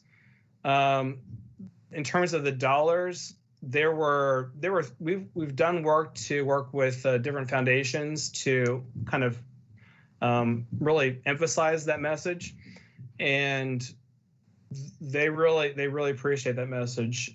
We have, I think it's later on or it's somewhere early in the presentation where it talks about KCTCS. So we had at least one large grant from Ascendium Foundation. Ascendium has invested in our work to explore competency-based education. So that was a rather large award, almost $600,000 that we received. And the actual total award will span 2 years and it's going to exceed $600,000. So that is one of them. There's another one from James Graham Brown that we received. We had another from Annie E. Casey Foundation. And in the case of Annie E. Casey Foundation, we had put forth a proposal and asked for funding, and they provided funding. We actually were really conservative in how we used their funds. And when we were complete, we asked if they would like the funds back that we did not use towards the purpose they had designated, or if we could reinvest them in something else to expand the scope of what we had proposed. And they appreciated that so much. They actually said, well, we want you to reinvest that, but we actually want to give you the award that we just gave you, want to give you double that again, to reinvest it to continue to grow capacity. So I think it's just a matter of showcasing that we're about impact. We're not about necessarily money. Money gets to impact. So really, it's I think it's just a change in perspective. I think that folks are appreciating. Great, thank you. Well said, sir. Any other comments or questions? All right. Hearing none, I'll turn it over for the final agenda standing between us and happy hour, the Office of Audit Services report. So President Box. Thank you, Chair Allen. It is my pleasure to ask KCTCS Associate Vice President of Legal Services, Pam Dunking, if she'll now introduce and talk about how this report given. Thank you. Thank you, Dr. Box. For those of you who are new to this committee and new to the board in general, I will elaborate that the Office of Audit Services lives essentially within the Office of General Counsel. And one of the hallmarks of good governance and administration is that the internal auditor would have a direct pipeline to the board to speak to you about audit findings. And so with that said, I will introduce Dr. Ralph Kimbrough, who is the director of our internal audit services, and he will give his report to you. Thank you. Well, thank you, Pam. I appreciate it. Hope everybody can hear me. Anyway, this particular report is an update to the Board of Regents from the last report in March 12th of 2020. As you can see in the report in front of you, we have agenda items. We'll talk a little bit about summary of audit results. We'll talk about the altered audit plan because of COVID-19 and also any new OAS initiatives. Overall, the Office of Audit Services, again, we found several opportunities for continued operational improvement. However, we fortunately did not see any significant issues or adverse indicators regarding financial integrity. So I have a very overall positive report to make. Let's talk a little bit about the summary of findings. The first one, I have to compliment Vice President Followell, because he was the one that told me to spend more time looking at the safety data sheets, the SDSs. Now, again, we took a look at these at more than one campus, but we also found that some of the campuses had out-of-date forms. And again, the federal government, or OSHA, requires a 16-section form. Now, not all sections are required. They want the 16-section form, but sections 12 through 15 are not required to be completed. Anyway, we found that I was glad that, thank you very much, Vice President Followell, because we see some issues that probably need to be remedied. Improper segregation of duties, again, we're running against the problem of having very small, limited staff numbers in some of our business areas and other areas too. And this has also affected our ability to segregate duties, duties such as receiving money or making deposits or reconciliations. The next category, untimely bank deposits. Here again, it's very important that we deposit money on a timely basis. Our policy requires that if anything, any deposit or accumulation of money goes above $1,000, we're supposed to make that deposit daily. If it's by week, we should make it weekly if it gets above 1,000. We do allow in circumstances sometimes to go for a month without making a deposit. But our recommendation, and this is something we found in some particular units, that some particular colleges have not made deposits for over a month and maybe longer than 2 months. So we're recommending, and again, this is something that we need to work on in certain different colleges. Now, some colleges are excellent at this, and others we found that we need to have some improvement. By the way, I want to remind you, we also have the risk and potential impact listed there. But as I realize that you've had this copy mailed to you before. Insufficient travel documentation is the next area. In this particular area, we found that many travelers may use a Google Maps, or they may use perhaps other types of MapQuest or the official Kentucky Highway map. And this is fine. This is in our policy.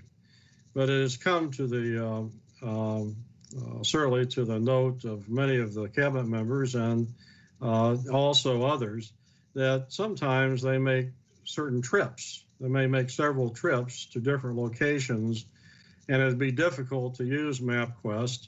And so Vice President Followell had recommended, and I think it's a great thing, is to accept. He is now accepting odometer readings in order to account for proper mileage for employee reimbursement purposes. So again, thank you. The other thing I wanted to mention is that we still can use MapQuest and Google Maps. It's perfectly all right. That's in our policy. But we also recommend that either you state which method you use, or you attach a copy, a print screen copy of MapQuest or Google or the Kentucky Highway map, official Kentucky Highway map. Timely documentation is another area. A lot of times we have a system, Regents, that we have to approve travel out of state, if it's out of state travel in advance. Again, there's a form to use for that. Employees are supposed to sign it, get their supervisor to approve it. And we found occasions where sometimes a signature is not always available, or the signature is there, but it's post-dated. For instance, the date of the signature is after the fact.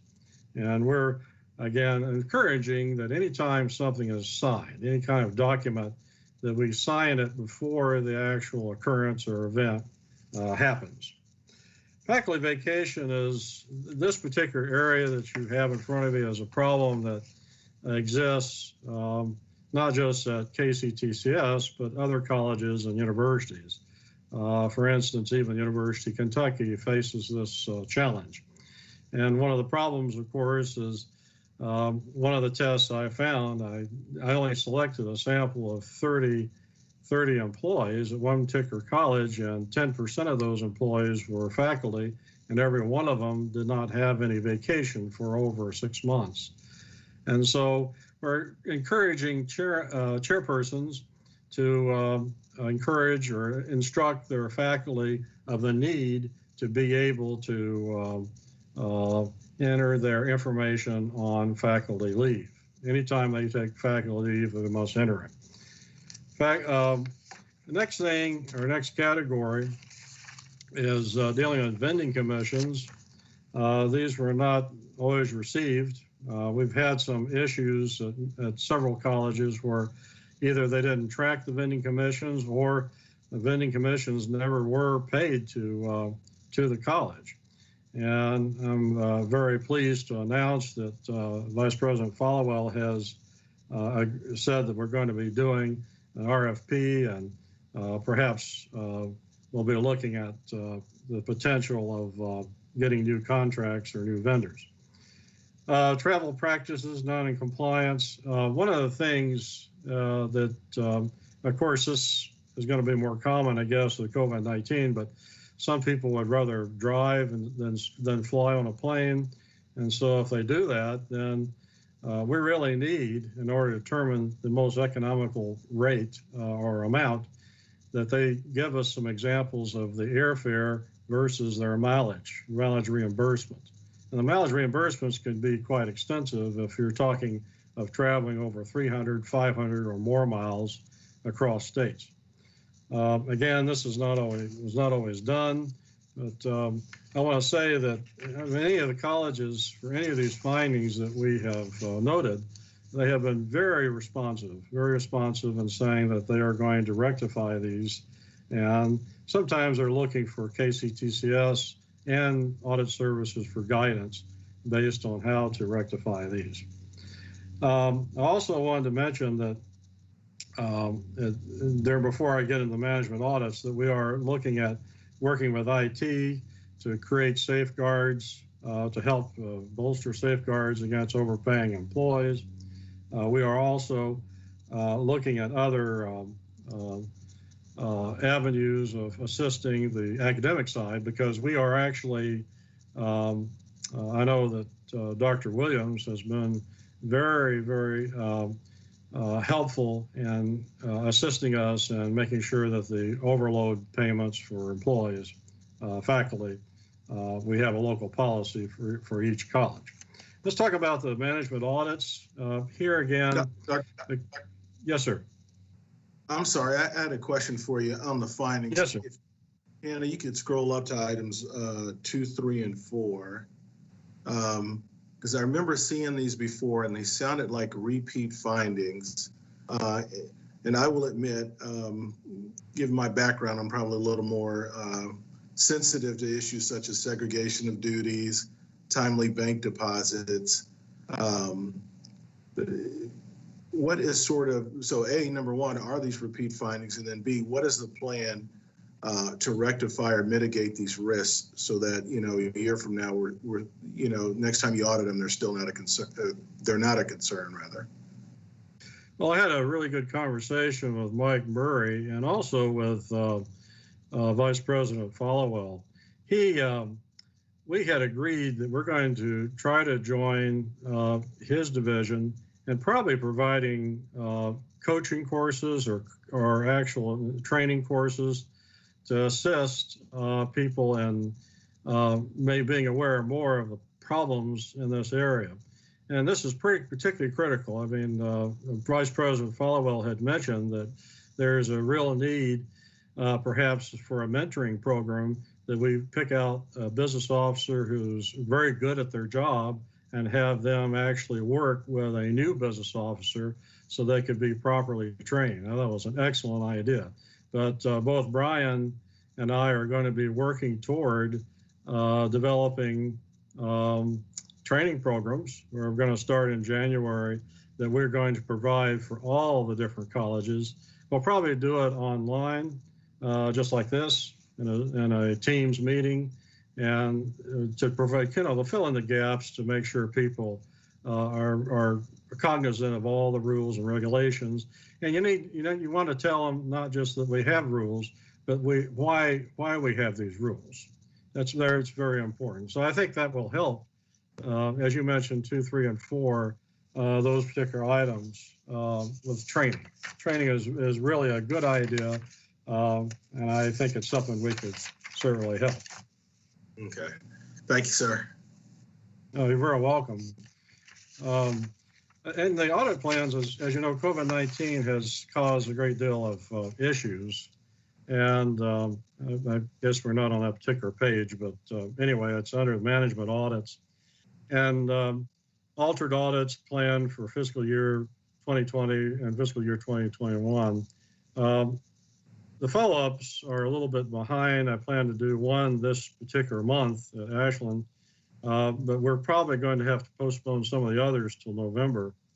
But we have completed Hopkinsville and Bluegrass. As a matter of fact, Pam is actually reviewing the Hopkinsville report as we speak, aren't you? We're also looking at a special investigation, and this is at one of our colleges, and it's mentioned, of course, in the findings, but we have found some issues at that particular college. Our charter, as you know, mentions that we are supposed to do investigations, and we're trying to fulfill our obligation in that particular area. I hope to get a report done by October 2020, and we're going to meet with the particular head of that division concerning our findings. We're going to do some system audits. One is going to be pro cards. Brian's going to do that. It's going to be an emphasis on procedures. Also, I plan to do some work in the vendor area. As a matter of fact, there is a possibility that you might have issues of vendor fraud, and we're going to be looking at that particular area in case there is an issue in that particular regard. Also, conflict of interest is an area that we're going to be looking at in the vendor audit. Again, we're going to be emphasizing procedures. And then for the payroll audit, Brian is going to be doing payroll, looking at payroll procedures to make sure that we get accurate pay for salary employees, and also that we have accuracy in other areas such as hourly employees and overloads and any type of stipends. Again, we have a special review that we're doing. We should complete that by October 2020. The KCTCS Office of Audit Services continues to do financial aid. Again, I want to give kudos to Dr. McCall's area because apparently from what we see improvements, definite improvements in the way they're keeping up with financial aid verification processes. So anyway, it's a very, I think, an upbeat report. I must admit, if it weren't for the cabinet members and the dedicated staff at the different colleges, it would make our job much more difficult to accomplish our goals and helping improve the operations here at KCTCS. That completes my report. Does anybody have any questions? Okay, it looks like Regent Finan has a question. Hi, Ralph, thank you for this report. Very interesting. I'm curious, are the internal audits limited just to financial proceedings only? Do you get into other areas? And an example I'll use is at, I think, our last board meeting, we talked about the need to look at our bylaws as a separate project. But just thinking kind of system-wide, what are the types of things outside of the financial realm that the institution should be looking at from an audit standpoint? Well, Ms. Regent, we are broadening our scope. As a matter of fact, many internal auditors are looking at academic fraud, which is not a big deal as much at community colleges, and admissions. But we are going to be looking at other areas. I know that Vice President Moeller had mentioned the need to look at personal identifiable information. And as a matter of fact, we ran across some issues where there may not be proper security over copies of documents that include donor information. We're also going to be looking at academic audits. We're going to look at not just the admissions process, but we may be looking at not just faculty loads, but we actually sometimes will see if a person is actually teaching a class. This is kind of an issue that has come up. Several years ago in the Chronicle, they had a case at Chapel Hill where a professor was giving out grades and they weren't even in their class and they weren't even holding class. And this was not just at Chapel Hill. This was found at other institutions. So this is something that I think that needs to be looked at. And so we do look at that. Of course, as you know, we look at financial aid, which is not necessarily the financial area. We look at, there has been discussions in a recent meeting whether we should look at the marketing side. I have not done that type of audit, but I know people in my profession have looked at marketing to see if indeed there could be improvements there. Again, a lot of times when we do areas that are outside our expertise, we have to look at potential co-sourcing. And that means we have to co-source these things. And I guess the second part, I would imagine you could, audit a number of things. I'm sure you're at no loss for work. How do you prioritize, what's the highest and best use of your time for the institution? Well, there's only two of us, so we do the best we can. But I guess the priority has to do with things that are happening in our environment. One is, of course, is the CARES Act.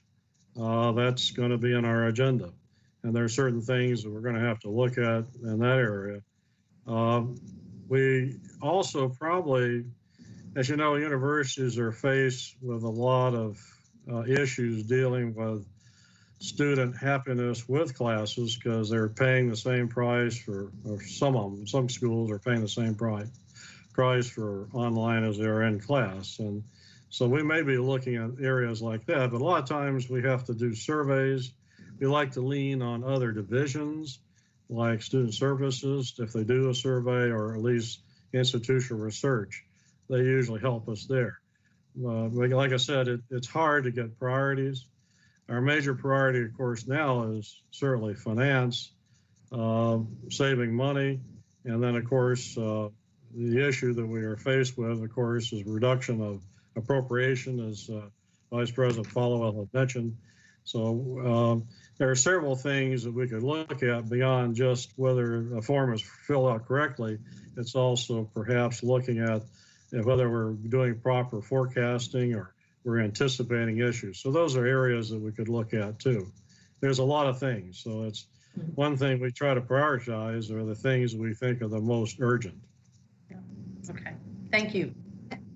You're welcome. And I don't mean to cut Dr. Kimbrough off, but if I could speak on behalf of the Office of General Counsel, we work with NACUA, which is the National Association of College and University Attorneys.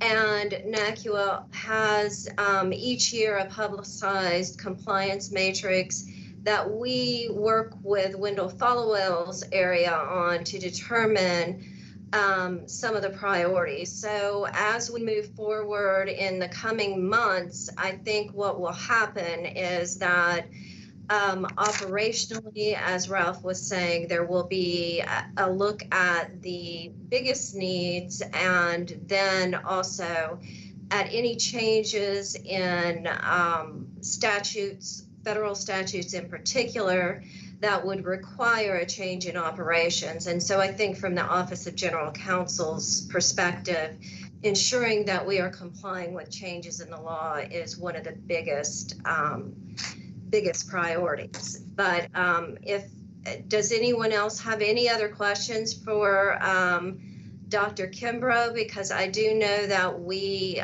do not want to turn happy hour into unhappy hour.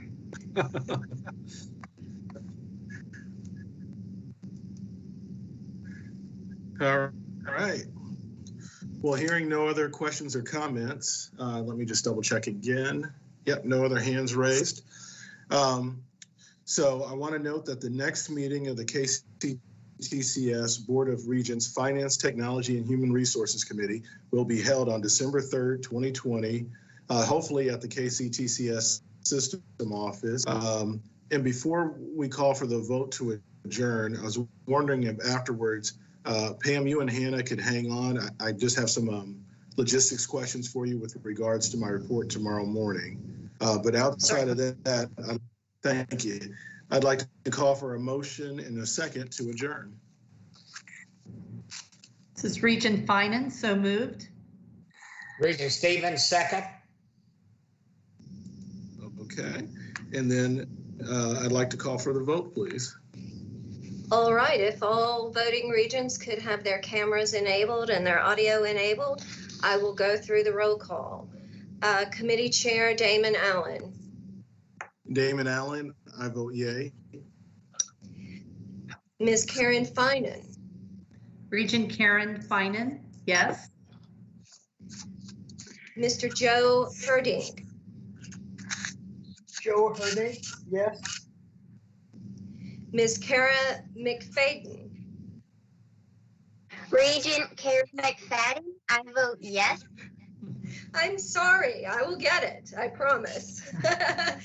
Kara McFadden votes yes. Mr. James Lee Stevens. Regent Stevens votes yes. Mr. Mark Wells. Mark Wells votes yes. And Board Chair Gail Henson. Gail Henson, yes. The vote is unanimous and therefore carries. All right. Well, thank you, everybody. And thank you to the KCTCS team for getting me prepared for this. And Kara, I will leave you with this. When your name is Damon, get called Damien every day of your life. And then when you live with a guy named Damien, you can forget about it. So, but thank you, everybody. And then Thank you, Chair Damien. Good job. Thank you. Thank you, everyone.